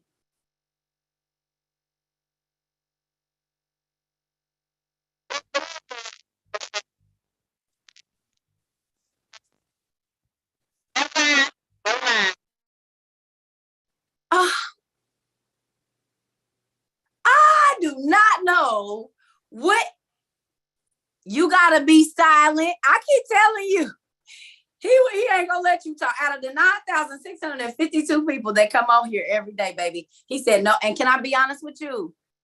You are now experiencing exactly what I was going through 12 years ago. If I call my friend right now, if she ain't on here, she would tell you that I used to try to call people, they couldn't hear me and I couldn't hear them. They calls wouldn't come. I was in my own house. Y'all, I moved to 3 different states in a year. In every neighborhood that I moved in, it was a shortage through my company, Sprint. I said, now I just moved from Arizona, from Missouri to Arizona. It was a shortage in Missouri. It was an outage in my area on Sprint in Missouri. Moved to Arizona a month later and can't use my phone in my house. And I called and said, oh, we got a shortage, outage in that area too. Stayed there for 10 months. Moved back to Indianapolis, y'all. And the apartment that I moved into, guess what they said? It's an outage in your area. So you might not get all your calls. When God don't want nobody to talk to you and he want to keep you away from the world because he wants you off to himself in a cocoon, that's exactly what he gonna do. And you can try to jump over those hurdles and you can try to go, but if he don't want whatever it is that you want to say to come out, because it might not be time, and just like with a baby, if it's born premature, it could have problems. And it could cause more damage because it hasn't matured just yet. And you don't want your gift to be in ICU, so let him mature it in the dark. I don't know why he won't let you talk, but he used to do me like that. And I used to be like, it happens now. It still happens. I tell people, do not be mad at me if God turned my phone off. Because I'll be sitting here looking at my phone and I won't hear it ring because he got the communication cut off. Okay? So, Tiffany, you got to hold on to that egg, baby. Sit on it. Write it out. Write it out. That's what I started doing because he wouldn't let me talk either. That's what y'all see why I got so many journals. He said, no, don't say nothing. But no. He keep doing you like that. Miss Sarah, go ahead. Hi, how are you? I'm good. How are you? I'm good.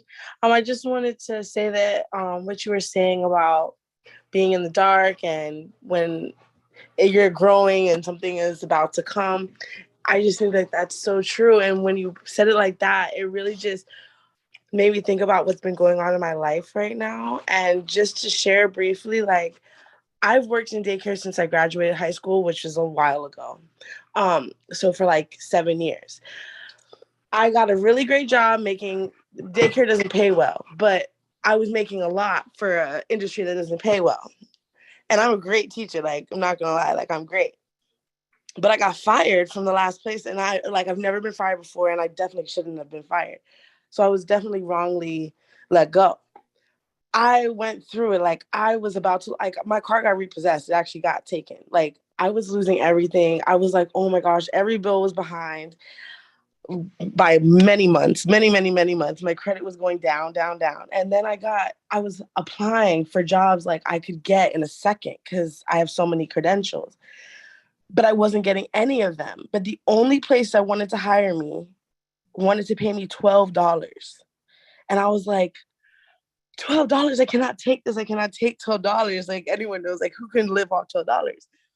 But I ended up having to take it just to get my bills right before I lost everything. So I was like, okay, fine, I'm just going to take it. I'm there now. Hasn't even been 90 days. And I've already been taken out of the classroom and promoted to director, to assistant director. I don't even work with the kids like in the classrooms anymore. I'm management. And my director, who I work directly under, she is like this businesswoman who has all this stuff going on, and she is taking me under her wing, and I'm gonna open my own school now. Oh, so it's like everything is just, why did I take that $12? I would have just let my mom pay all my bills, but I took it, and not even 90 days later, like my life is so different. Hold on. A season. Yep. A season. Okay. Do you remember me telling y'all about seasons? There are seasons in your life. There are things that have to happen. And do you remember me telling you, if I would have never came here, this probably would not have happened? I had to go to a place. I had to leave my kids. I had to do all of these things that I didn't want to do, because that's normally how you know it's God, when you don't want to do it. But what you want and what you've been asking for is in the places that you don't want to be. Literally. Because I know myself. I was in jobs, I wasn't even applying to jobs that were saying $12 an hour. That job that I work at now is called Little Scholars Academy. I was working there, and when I applied, it said they were paying $14 starting. So I was like, okay, I can just finesse and get back to my salary, because like everyone could talk their way up in the interview. No, they made me start in at $12. They didn't even give me 50 cents extra. Right. So it's crazy but God has something better for you, Mama. And I don't want to interrupt you, but we got to get going, because we're going to get off at 8:30 and we got like 10 people. Yes, absolutely. But thank you for sharing your testimony, though. No, y'all, I'm telling y'all, all the things, all the miracles that I saw came out of places that I didn't want to be in, y'all. Okay? I'm going to go from the bottom up. I'm going to do Sister Bonner real quick, and then I'm going to go to Tanya, and we're going to go up the opposite way, y'all. Sister Bonner. Hi, Sister Cerca. Hola, hola. Okay, I got a question, because this was a good one today. It was brought to me at work. Okay. Somebody informed me that the dinosaurs was here before us, right? Earth, that they were created before we were. Is that true? They were created in the creation story in that week. They were created everything on this planet was created at the same time. That's what I thought, because it would have made, where most people call it the Big Bang Theory, it was just the speaking, the creation. No. They were created when it said the creeping things and all of the beings and all of that. They was created at the exact same time. That's why in the old days they called them dragons, y'all. In the Old Testament, they always talking about the dragons. Y'all know it's a book called Bel and the Dragon, right? Yes. Right. In y'all books. The dragon and the dinosaur, the same thing. Okay, just want to make sure. Oh, matter of fact, don't you got the Mystical Beings Bible? Or did you just get it for me? No, I got us all both the same. Okay, can you go in there and look up the picture of the behemoth and tell me what it looks like? Thank you, because the behemoth was created at the same time. So let's go look up in this Bible. I know what it looked like. Mine is in the room. But tell me exactly, and then tell me exactly which thing that we know that it looks like. Okay.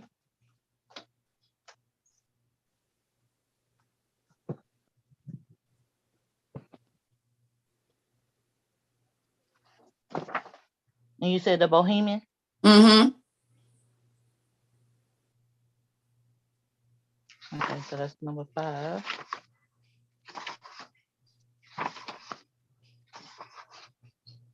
A donkey. I want to, huh? A donkey. No. The behemoth.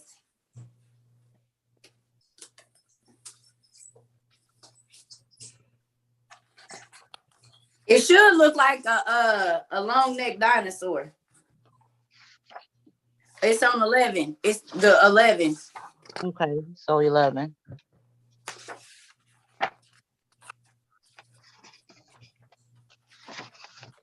It ain't no page numbers on here. That's crazy. Look. That's what I'm counting. Look. 438. It's on 438. No. This. Did that look like a silver story? It's the page right before 438 in the top right corner. Is this not a dinosaur, a brachiosaurus? It's right, a brontosaurus. So this is what the Bible said when you saw behemoth being created. And when it said the behemoth is going to come back at the end times with the Leviathan, that means that the dinosaurs are not dead. And I told y'all that the dinosaurs are still alive in the Congo. They're probably still alive in Antarctica, or what's the name, where they won't let us go as well. And this is mystical creatures of the Bible, y'all. Incredible creatures and creations of the Holy Bible.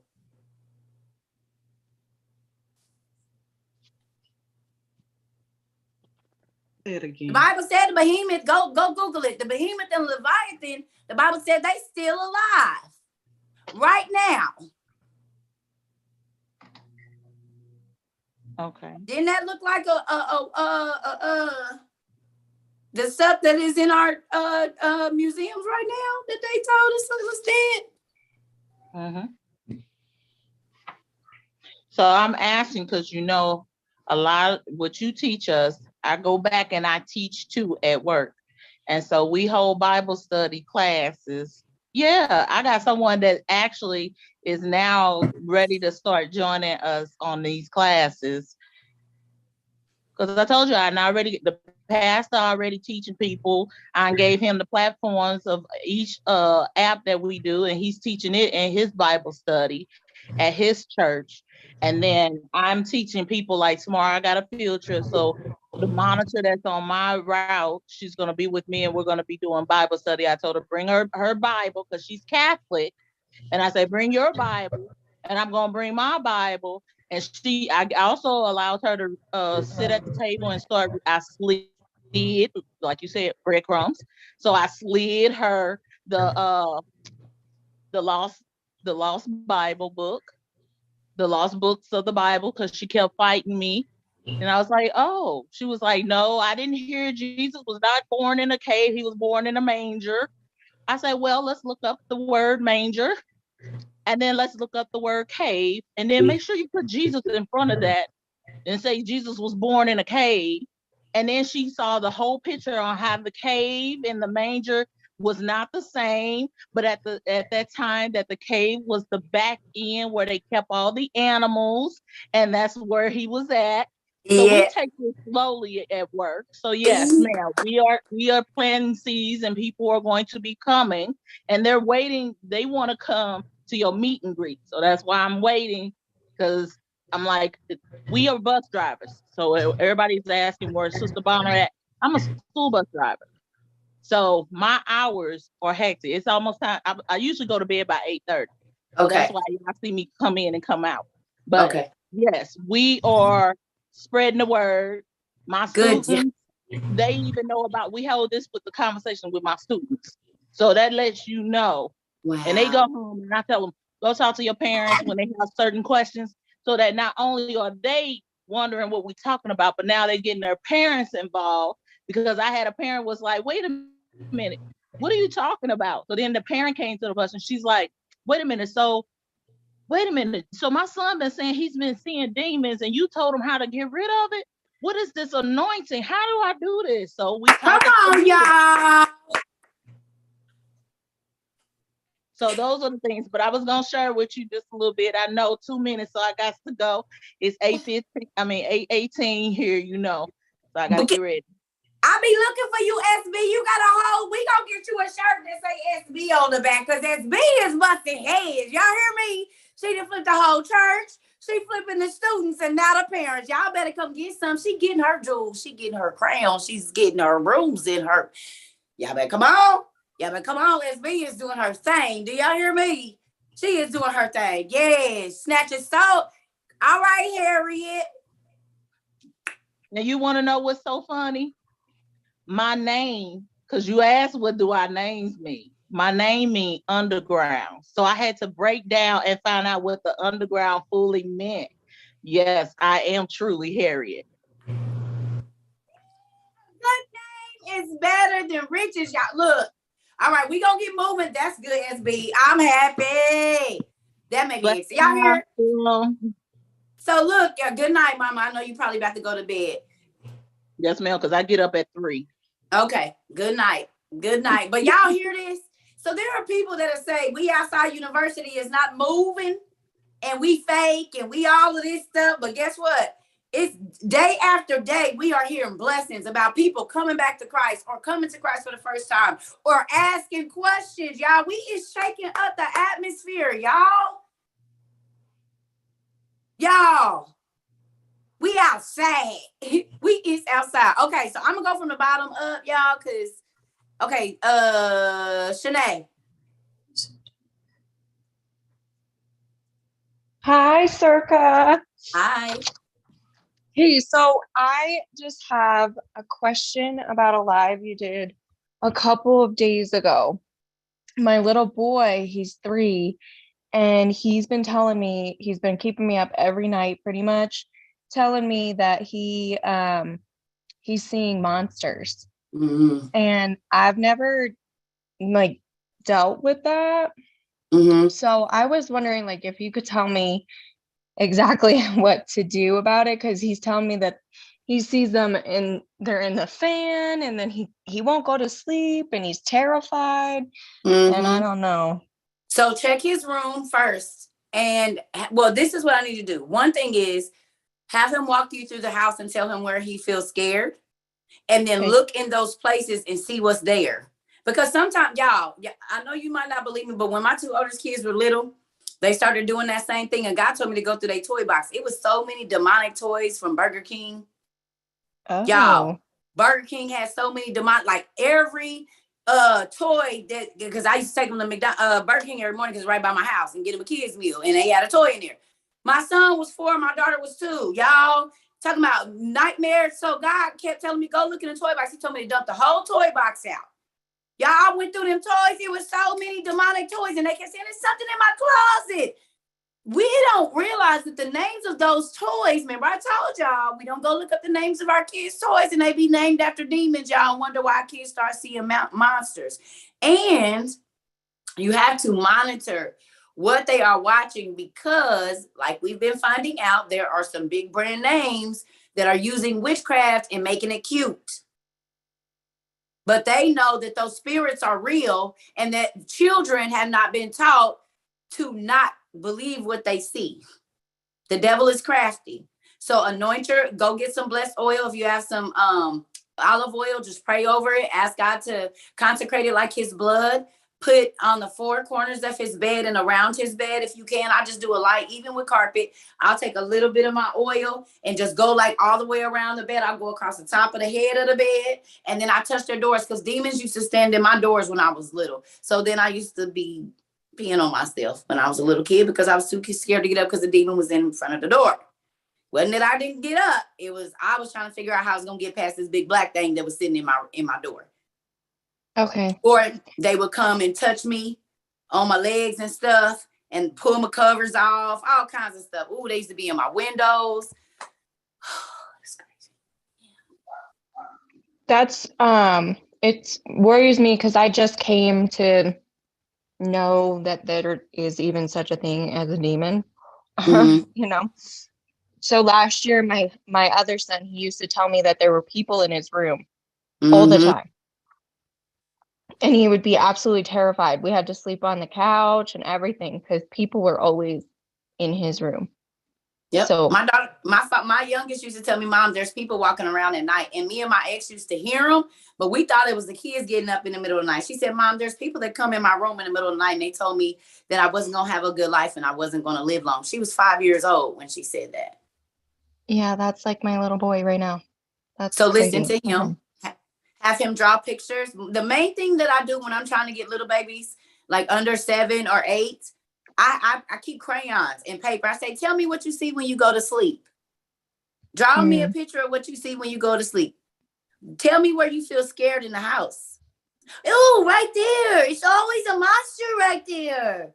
People don't believe, but spirits exist and kids see them. And they be trying to tell y'all. And it's scary, but there's nothing to be scared of. It's just that be happy that God is alerting you so that now okay, so look, y'all. There's a lot of kids that are on medicine because people don't believe what they see. So they start to act out because they want somebody to believe that they're being tormented at night by spirits. Miss Shanae, do you have the OTP? Yeah. I need you to read the Testament of Solomon, just the first part of that. Okay. It's good. It's relevant. Okay. Go. It's the second to the last book in your book 1. And I think you're going to be amazed. If you could go and read that right now while we on the phone, just read those first couple paragraphs and tell me if that doesn't remind you of what your baby is saying. Okay. You're welcome. Thank you. Yes, ma'am. Okay.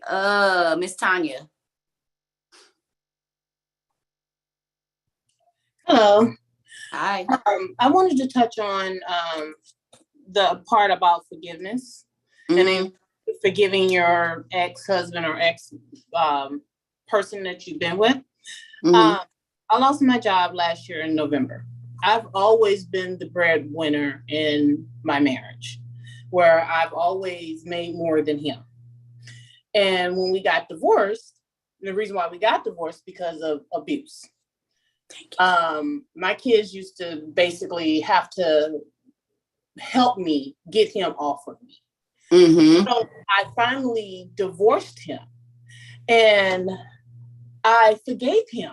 I forgave him for abusing me verbally and physically. I forgave him for all of that.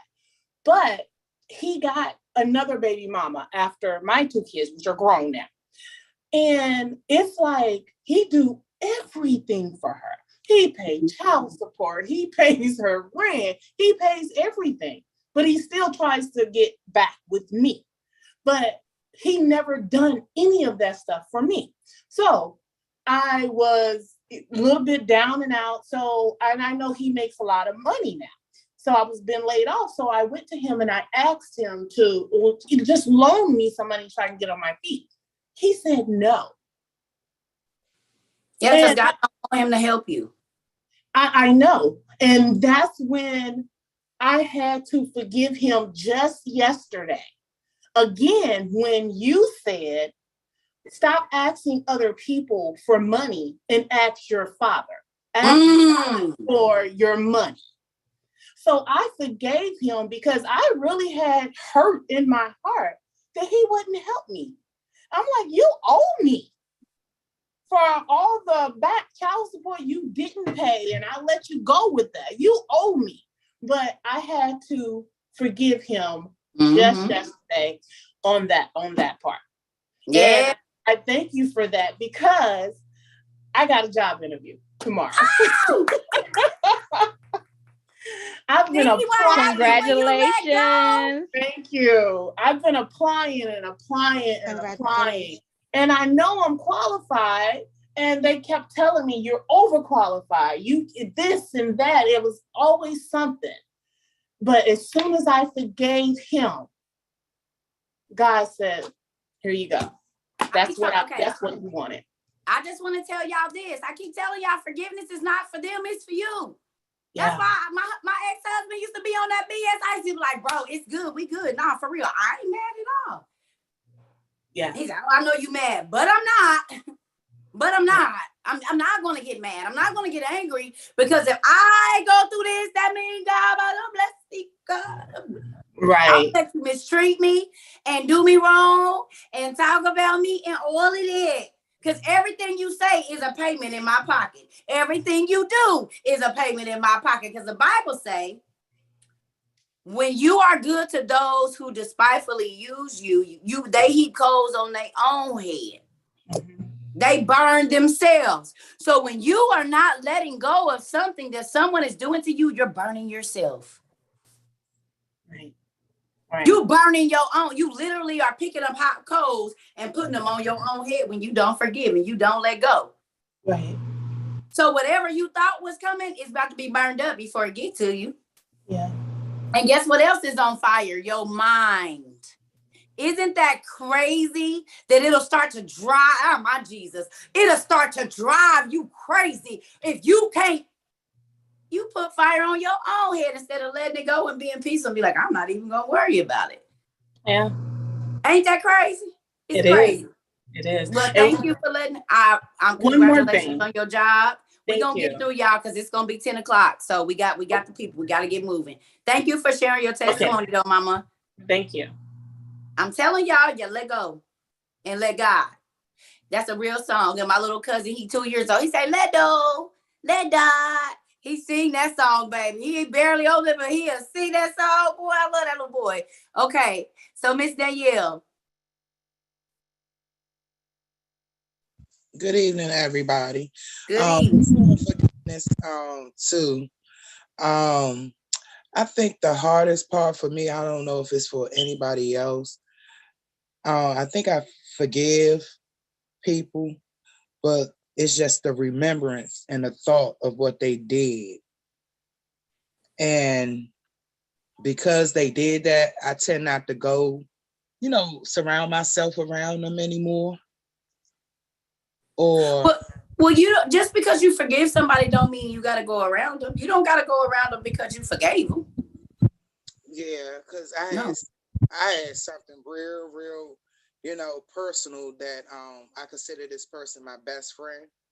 Mm-hmm. Back on the job after I had my baby, and told him, yeah, the baby okay. And I was like, she was like, the baby don't have. I was like, why would she do that? You know what I'm saying?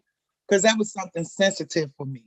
Right. And I told my mom, I told everybody, I said, if I share this with anybody, if y'all say anything to anybody, I'm just not going to, deal with you anymore because, that's something personal and I'm entrusting you because, family.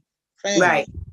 But she violated me like that, and she always, to some type of extent, try to outdo me, or she would do certain things where I wasn't treating her like that.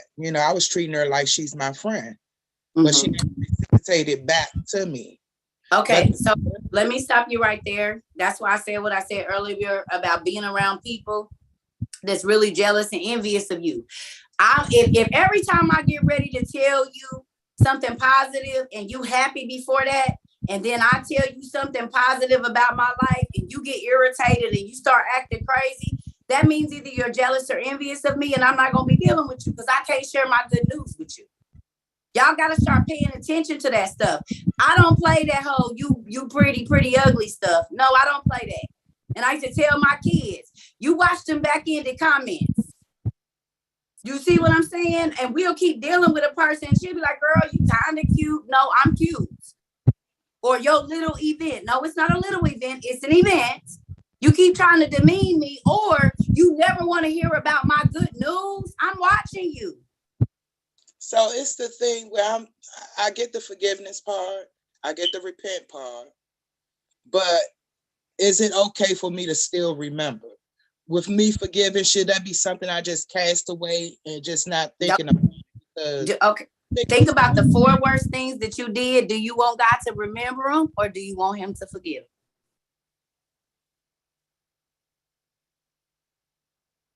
Got you. I got you. It's okay. It's a process. Because if you don't forget, he not gonna forget. Y'all, whatever you give to somebody else, it's gonna be returned back to you. So there might be 4 things that you did that God will be like, well, yeah, them is 4 things I don't think I'm gonna let you into heaven for. I'm not gonna hold it up, but it's some more, Well, we'll talk. And some other things dealing with family members, even my own. Okay. Well, we'll talk later because we're getting to the end of class. So I want to get going, y'all, because we got a lot of people. All right, Miss Kimberly. Hello? Yes, hello. Hey, so back to the forgiveness situation, and also with you were talking about being in places where you didn't think that you would be, and God placed you in that place. That's where I'm at right now. I said I would never move to the state that I am now, and that is exactly where I am. He took me away from my family and my mom and my dad, and my parents were very, very attached to my eldest daughter. And long story short, as a child, I grew up in an abusive house. So my dad said very nasty words to my mom, me, my brother, and I said to myself, I would never do that to my kids. So now as an adult, almost 30, my dad wanted me to go back home to help my mother during a situation that she was in, that she was going to go through surgery. And my husband wasn't comfortable with me leaving with my two girls and going back by myself. So my parents did not like that at all. And they said that I was, my husband, that I was listening to my husband, that I basically needed to listen to them, that's my mother. And I said, well, that's my husband. I understand, but I need to respect my husband. We're one flesh. So he's not comfortable with me going. And if you guys don't understand that, then I don't know what to tell you. So long story short, something happened between my parents, that I told them something. And my dad did not like me at that moment and hung up the phone on me. Try to call him later on, a couple days later, just because I've been learning to deal with my emotions and not be emotional, like not be hyper emotional, not let my emotions drive me. Okay. So called him. He said he didn't want to talk to me. That what I said was a lie. Blah blah blah. Long story short, he said a whole bunch of nasty things to me, and I hung up the phone on him exactly when he hung up the phone on me, and I said to God, even if my father and my mother forsake me, you will never forsake me. I forgive him for all the things that he said to me. I grew up in all this, so for 28 years I've been dealing with the same thing. No. And I said no more. More. So are you gonna forgive them and go on? Yeah. No. My mom doesn't really want to talk to me while he's there, and I don't care, but to me, either way, it doesn't matter. I still ask about him. I still ask if he's okay. I tried calling him while my mom was going through her surgery. He didn't answer. And I'm like you. I'm like, if you don't want to look for me, then okay, that's fine. You're missing out. You're missing out on your grandkids. So that's on you. But sometimes God puts us in a cocoon, honey, so that we can heal. And you see, sometimes you can't heal right in the situation. He has to take you away. Yeah, that's exact. I've learned to let go here now that I don't have my parents. I'm like, you know what? I'm not going to let that overtake me. I used to do that. Good job. And I've learned to not do that anymore. Good job. Well, I'm gonna get going, okay? Thank you for sharing. We got to get moving, y'all, because I don't want to be on here till 10, and so we got to get going. Thank you so much. It's good to forgive, y'all. It's very good to forgive. It is. Okay. Miss Monet, because you've been waiting a while, and then we gonna get, because y'all keep raising y'all hands, y'all. We trying to get out of here. This is what happens. So we got to move quickly, y'all. Come on. Good evening, fam. Well, it's really a question. I was reading the sibling oracles, and I was reading the part where it said the riddle on the name of God, and I was a little bit puzzled by it. It's Emmanuel. Okay. It's Emmanuel. Yep, it's Emmanuel. Okay, well, thank you. That's all I wanted to ask. Yes, ma'am. That riddle in the sibling oracles, y'all, when y'all get to it, it's Emmanuel. If you keep reading, I think it's in like 2 chapters back, you'll see it. Yep, it's Emmanuel. All right. I'm trying to get, let me see. Octavia. Trying to call some people I haven't called on before. I knew you was gonna call on me. I felt it in my heart, my spirit. How are you doing? I'm doing good. How are you? I'm outstanding.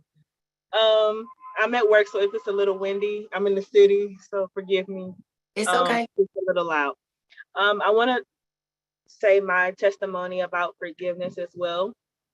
I was in a domestic violence relationship with my mother, and I didn't know I was in that relationship until COVID, and I was 26 years old. So out of that domestic violence, it became normal to me because I never been told, that these actions were not normal. So very, very long story short, I'm from Louisiana, and there were 2 hurricanes that hit my hometown last year. And during that time, my mom kicked me out of hotels, and I became homeless throughout our relationship multiple times, over 10 times. And in those moments when we were having the hurricane, I asked God if he could take away my mom's house so she can know how it feels not to have a place to stay, and to know like what it feels like not to have like resources available, so she can know just an inch of what I felt and what she's put me through. And even in that moment that it felt valid, I still would have went to hell for that, because that's the word curse that's over her life. And just hearing you say that, all the forgiveness things from earlier in the conversation, it really opened my eyes to like, that's witchcraft, that's evil. And no matter how much it hurts me, as believers of Christ, as Christians, whatever you want to call yourself, it's our responsibility to spread God's love. It's our responsibility to spread God's life. And what you were saying yesterday, I believe it was yesterday, when we sign up as Christians, we sign up to be persecuted. Yeah. So even though, we don't know why we're going through this thing, just because we can handle it. And that's just a reminder for everyone. Even though it may feel wrong to have revenge, God got the best uppercut. So don't worry about it. And for Miss Danielle, I believe, who said she's having issues with her family, the easiest way that I can forgive, I have to think of sin as a debt. And if you in like huge financial debt, you'll understand completely what I'm saying. So when I get into a fight or an argument, I'm that person that's like, after the fight is over, oh, this is what I should have said. So imagine how my mind is when someone does something to me that's ill-intended. So what I have to do is I go through that moment. I forgive myself for allowing myself to be put in that situation. I forgive them, but I don't forget the strategies on how it happened. So when it comes up again, I don't mistake it for something else, and I cancel the debt. I wipe it clean and I move forward. Yeah. I mean, because this is the thing. It's going to keep you. Y'all, look, my mama threw me out the first time when I was 11 years old. 11. And not just you go sit on the porch. No, you ain't leaving with nothing I bought you. Yeah. If I bought it, I'm talking about drawers, socks, shoes, baby. You not taking it with you. Good thing I used to babysit. I had bought me a couple outfits. Now, mind you, my closet was full. Brand new clothes with the tag on them. What you mean I can't take nothing? You see what I'm saying? My mom had stepped over me when I was laying on her porch in the middle of the dang winter and went to work. Because she was going to stand on her word. See me walking down the street and kept on driving. Yeah, I went through that too. You can look at your parents as a stranger. Exactly. And she told me, I'm going to treat you like on the street. And she did just that. But guess what? This is the thing. I harbored a lot of resentment towards my mother for a long time, but it was eating me up. It was eating me up until I let go. When I hit 23, y'all, I was like, yeah, I'm not going to keep living like this. So that was the beginning of me releasing myself from the pain of my family. When I broke away, sometimes God be trying to rip you away from the people that have hurt you the most. And because you have, is it Munchausen syndrome? Where you start to love your abuser? Y'all look up Munchausen syndrome. Is it Stockholm? Munchausen? Stockholm syndrome? Stockholm. Is it Stockholm or Munchausen? Stockholm. Munchausen, I think, is when you try to make them sick all the time. Okay, so Stockholm syndrome. Okay, so you get Stockholm syndrome where you start to love your abusers. And you will go to all links to prove your loyalty to them. And they don't even care because they're your abuser. And God be saying, hey, I won't abuse you like that. I won't mistreat you like that. I won't let you down. I won't turn on you. I'm going to be here for you. I know you can't see me physically, but I guarantee you I will show up and you will know it's me. Because what you prayed for when nobody else was around, I gave it to you. Your mama didn't know, your daddy didn't know, your cousin. And let me tell y'all this. I do not say the things I say about my mother to throw her under the bus. I am telling my testimony, period. I'm not throwing my mama under the bus. And I want to say this. My mom was a good mom the way that she knew how to be a mom. Okay? So she was an amazing provider. My mom we didn't go without nothing. I'm telling you that right now. I played violin, did gymnastics, all the best schools, all of that. But there were emotional things that my mom had not let go from her childhood that caused her to be abusive in other ways. Mentally, emotionally, and physically, we were abused, but we had food, we had stocks and stocks and stocks of this and clothes and all of that. But the mental and physical abuse was crazy. But I had to go outside and pretend like I ain't fighting for my life on the inside of my house. When I go home, gotta go to school and act normal, like I ain't been, you know what I mean? Cerca, how did you get those welts? Oh, I fell. That was teaching me to cover up my abuse. So then when I got in abusive relationships as an adult, what did I do? I covered up my abuse. Because what we do to our children and the relationships that we have with them is what they go looking for in the world.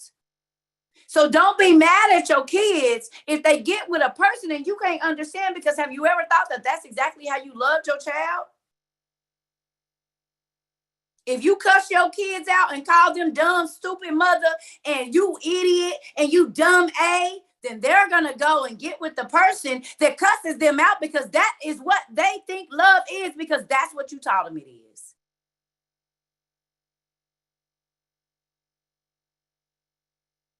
And it ain't worth it going to hell over. No, it's not. And guess what? What I know is this: when a person intentionally hurts you, it doesn't matter if they're your parents, they will go through it. Period. All right, let's get moving, y'all.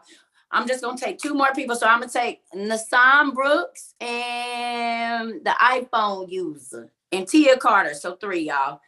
Because if you already talked, can y'all put y'all hands down? So we want to make sure everybody gets at least one chance to talk, y'all. Okay, good night, Miss Cerca. Good night, everyone. How are you? I'm okay. My question is, I was confused about, not confused, curious about something. You said when God gave Adam 5 days, 5.5 days, which meant 5,500 years. Mm-hmm. So I was thinking that means that when he said that he took him 6 days to make heavens and the earth and everybody. That means that you picked up on it. Yeah. So I was saying that it's not literally 6 days or 7 days that make the week. That means is probably 6,000 years. It was 7,000 years. 7,000 years. Yes, creation took 7,000 years. Yeah. God went through the universe thinking for 7,000 years, creating everything, because it wasn't 7 of our days, it was 7 of his days. Okay. So I just learned that today. Thank you for that. Yes, I was wondering who was gonna pick up on that. 7,000 years, y'all. He was wandering around in the dark. And then when he finally said, let there be light, when he looked around, everything that he thought he would make, it was there. Okay, then. Good job, Nasam. I was wondering who was going to who picked that up. Okay, have a good one. It wasn't 7 of our days, y'all. It was 7 of his days. Yep, because one of his days is 1,000 years. And it says it took him 7 days to create. Or 6, and on the 7th he rested, so 6,000. Yeah, I was wondering who was gonna get that. I was wondering who was gonna pick that up. I tell y'all, it's mysteries all in the word, boy. You gotta just look deeper. I'm excited. All right, so who did I say next? I'm sorry. Do y'all remember what name I said? iPhone user or something? iPhone user. Yes. Sabrina. iPhone user. No, it was iPhone and Tia Carter. That's who it was. Go ahead, Tia, and then we'll do iPhone user real quick. Sorry, I pressed the wrong button. You're all right. So you know how you said last night, ask God to blow your mind, right? Mm-hmm. Well, this morning my son had to get dental work done. It's like for the dentist said for like a couple $100. Cool, whatever. My husband goes to pay. It was $46. And like dental doesn't come with insurance. So and you know they get their money. So they don't like how did that my husband told me, I was like, that's God. Nothing but God, like right there. Congratulations, girl. I told y'all he paid it all. Dental bills, car payments, rent. Y'all think I be playing. When he said all, that's why I want y'all to look up all. Because when he paid it all, it was not just for your sin. He paid your bills. That's why he said, don't worry about it. But we don't ask him, so we don't see the miracles. And like we don't ask him to do nothing. I was like not asking him to, I was just like, oh, because my son could have got it for free on base, but he acts funny. So he didn't get it for free. We had to go somewhere else. But $46 is a lot better than a couple $100. Please write that down. Please write that down. Y'all got to make a record of what you need, what the problem was, and what God does. And then he just do more miracles. That's why I write so much. Because I'm going to keep on writing your miracles down, Lord. If you're going to keep on performing them, why would I not want to? I want to see. Okay, so you did 46. Now, can you do 0? Let me see you work, God. What you got? He be like, oh, you want to see what I can do? He loves performing for us, y'all. He loves doing miracles for us because he know we going to praise him. Amen. That's why I keep telling y'all, try him out. He want to do miracles for you. He said, y'all don't have it because you asked me. And like one more thing about the toys. So this little cute thing, its ears were down and it was cute and everything. It has a little light with stars that project. And then one night my daughter was like, it's scaring me. Mm-hmm. Look at it now. These ears are standing up. Wow. Like, what? So you need to read a book called The Gates of Hell. It was written by this guy in 1994. And y'all, I kid y'all not, I read that book in like 1994 or 1995. And then they came out with Furbies. And exactly what them things was, they was called little imps. Okay. And what happened was it was a toy company. They went over to Japan somewhere, broke ground on a place to build their factory. And it was an ancient burial ground. And every one of them little dolls that they sent out, a demon went into it before it went into the packaging. Read it. It's a very good book. It's only about this thick. You probably can find it online. I have to see who it's by, but I'm telling you right now, my daughter had a Penelope dragon that I had to throw away because of that. Because it would talk to her. And she pooped on herself. She was like 3. She had never done that. And I thought I kept hearing somebody talking at 3 o'clock in the morning. I was getting ready to go whip my kids, and it was that thing. And get this, it was a pull string. Nope. Like, Furnace. yes, toys go off in the room and talking. Nobody's near it. Nobody's a sensor. Like, what's going on right here? So, Yep. I get rid of You stuff need to like get that. I rid don't of keep it. that kind of stuff in my house. Once they do that, I know that the spirit can get through there and be talking to my baby. Just like they can talk through the TV, they can talk through those toys, y'all, because spirits are energy. And they can take over the voice boxes of things. That's an electronic voice box that make that toy talk. It's still a voice box. It still has a voice that comes out of it. That's all they need. That's the it. gates of hell. Mm-hmm. That's all. Yes, ma'am. So let's do iPhone user. Did you come back? And then we're going to get off, y'all, because it's 9. No. Okay, Miss Kiki. And then Miss Sabrina, because Sabrina, you already got Miss Kiki. Yes, hey, I just had a question. Was it me or I'm sorry. No, thanks. I can smell the soap from here. Yes, it was Miss iPhone user, but hold on, we're gonna let Miss Kiki talk, and then you come right back. Go ahead, Miss Kiki. Yes, ma'am. So I just had a question about the Genesis in 127, since I've been rereading the Genesis. When it says the male and female that he created them, was that the angels that it's referring to, or is it referring to Adam and Eve that he created male and female? Adam and Eve, and then the animals as well. Okay, because in chapter 2, it kind of goes over it again about the creation. Okay, just wanted to clear that. Thank you. Mm-hmm. But there are female demons, though, y'all. There's female demons and male demons as well. So you can read that in the Testament of Solomon. There's the first one. Her name is Onos Khalees, and she got the bottom half of a mule, and she's real, real pretty. Sound familiar? It's a spirit that's going around right now, where folks is getting their bodies cut on, and their bottom halves look like a mule, and their faces are beat.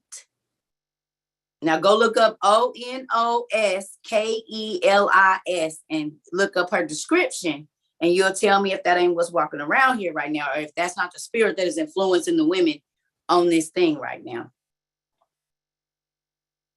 Onos Khalees, Onos Kelis. It should be. But look at what they do, though. Spell it again. No, it's up there. Onos Kelis. Go look at what she do. Y'all looked it up? Ooh, somebody said the succubus, huh? Ooh, it's some other stuff gonna come up too. Onos is yogurt. And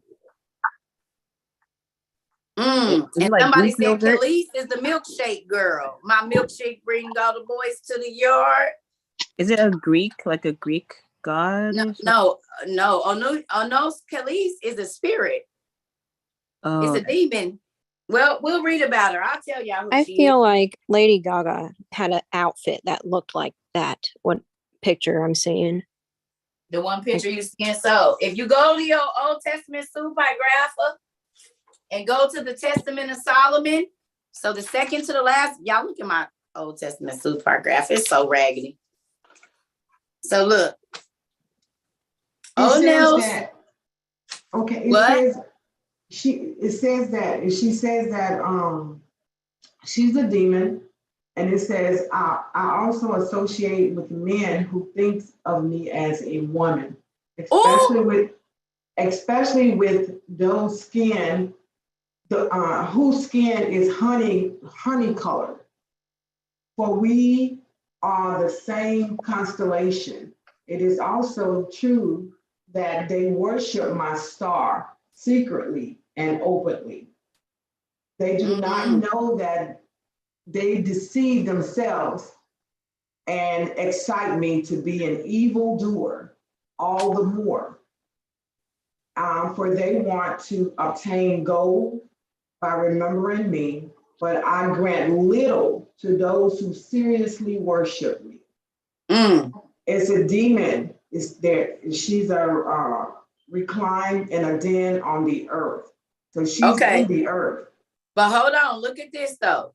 And did it say, it says she's very beautiful up top? Yes. But that bottom half look like a donkey. Look like a mule. Okay, like a mule. You mean like a lot of folks right now? With them little legs and them big old hips and them big old bottoms that don't fit their bodies? KK. That's what you're talking about. KK. And I'm not talking about no, hold on, y'all. I'm not talking about nobody. I'm just saying there are spirits that reign over certain things. And if you don't know, because people are putting their life at risk. People are putting their lives at risk. Okay? But what spirit is running through the land that is making people do that? Could it be the demon of Onos Kalis? Yes. The Onos Could body. that be the reigning demon that has power right now? And then we can go and look up one over the men and see who's reigning who. Because whenever in history has everybody wanted to look the same unless the same spirit is running rampant. If the same spirit is running rampant, then everybody gonna look the same because that same demon is weaving in and out of all the women. And some of the men. That makes so much sense. You hear? So y'all, this is why it's important to know about spirits because they've been able to hide. So hold on, y'all. This is why we have these books. Now y'all know why the demons came and had y'all get scared and told y'all not to read them because y'all know who they are. You will know what they do because these books tell you their names, what they are, and what they do. So you can start to see the spiritual principalities that the Bible talks about. And if they ain't real, why do we got a whole encyclopedia and dictionary and other books about their names and what they do? We looked up the word Oreos, y'all, the other day, and it literally is tied to a mythological god, Orius. That's where they get the name. Oreos is named after Orius. And we looked up all the other names, and they're all mythological gods. And we know this. Hold on, y'all. We read yesterday that the mythological gods were the children of the angels. We know that. It was the angels' children, and their spirits were trapped here as evil demons. Like Orius' spirit, and now we got cookies named after him, and belts and shoes and cars named after the evil spirits that are still trapped here. And so much so that people get killed over this stuff, and it is a blood sacrifice to that God. So we're wearing all kinds of clothes, driving cars, eating food that are all created by demons. Well, not necessarily created by demons, but the people that are creating these things understand the names. Y'all, that's the thing. They understand the names. The high-ranking people, they know the names. That's why when all these names, y'all be like, the whole mind-blown face, like, wait a minute. Yeah, that's named after a demon too. Yep, that too, your medicine, your this, your that. Y'all think that's a coincidence? And this realm is Satan's? He's the God of this world. So that's not a coincidence that everything here is named after his homeboys. I think we need to stay eating what God has created for us to eat. Plants. But even with that, y'all, Satan is the God of this world. God gave him this world. Yeah, he did. He gave it to him. So he can't, no, God, this is his realm. God said he's the king of this He's the king world. of the air. This king world. of the air. Isn't he not even allowed in hell? Like, he has no dominion in hell either, or heaven. Exactly. He's trapped here because this is where his dominion was given. Exactly. Because he's not, all right? So look, y'all, we get ready to go because it's 9:09. I know I didn't get to everybody, but we'll be on here till 10. And I don't want to be tired in the morning because I've been getting up and doing lives at like between 5 and 7. So if y'all want to catch me in the morning and we can talk or whatever between 5 and 7, I should be on. I'll probably be live on YouTube too. So good night, everybody. I love y'all. I hope y'all learned something good today. Yes. So I will talk to y'all tomorrow. I don't know if we're gonna do a Zoom because it's Friday, but we probably will. If y'all want to do a Zoom, we can. So see y'all later, y'all. All right. Night. Bye, Bye, y'all. y'all. Night. Good night. Everybody have a good night. Night. Same to Cerca. you. Good night. Bye. Good night. Bye, y'all. Bye, y'all. But good night. Good night. Baby.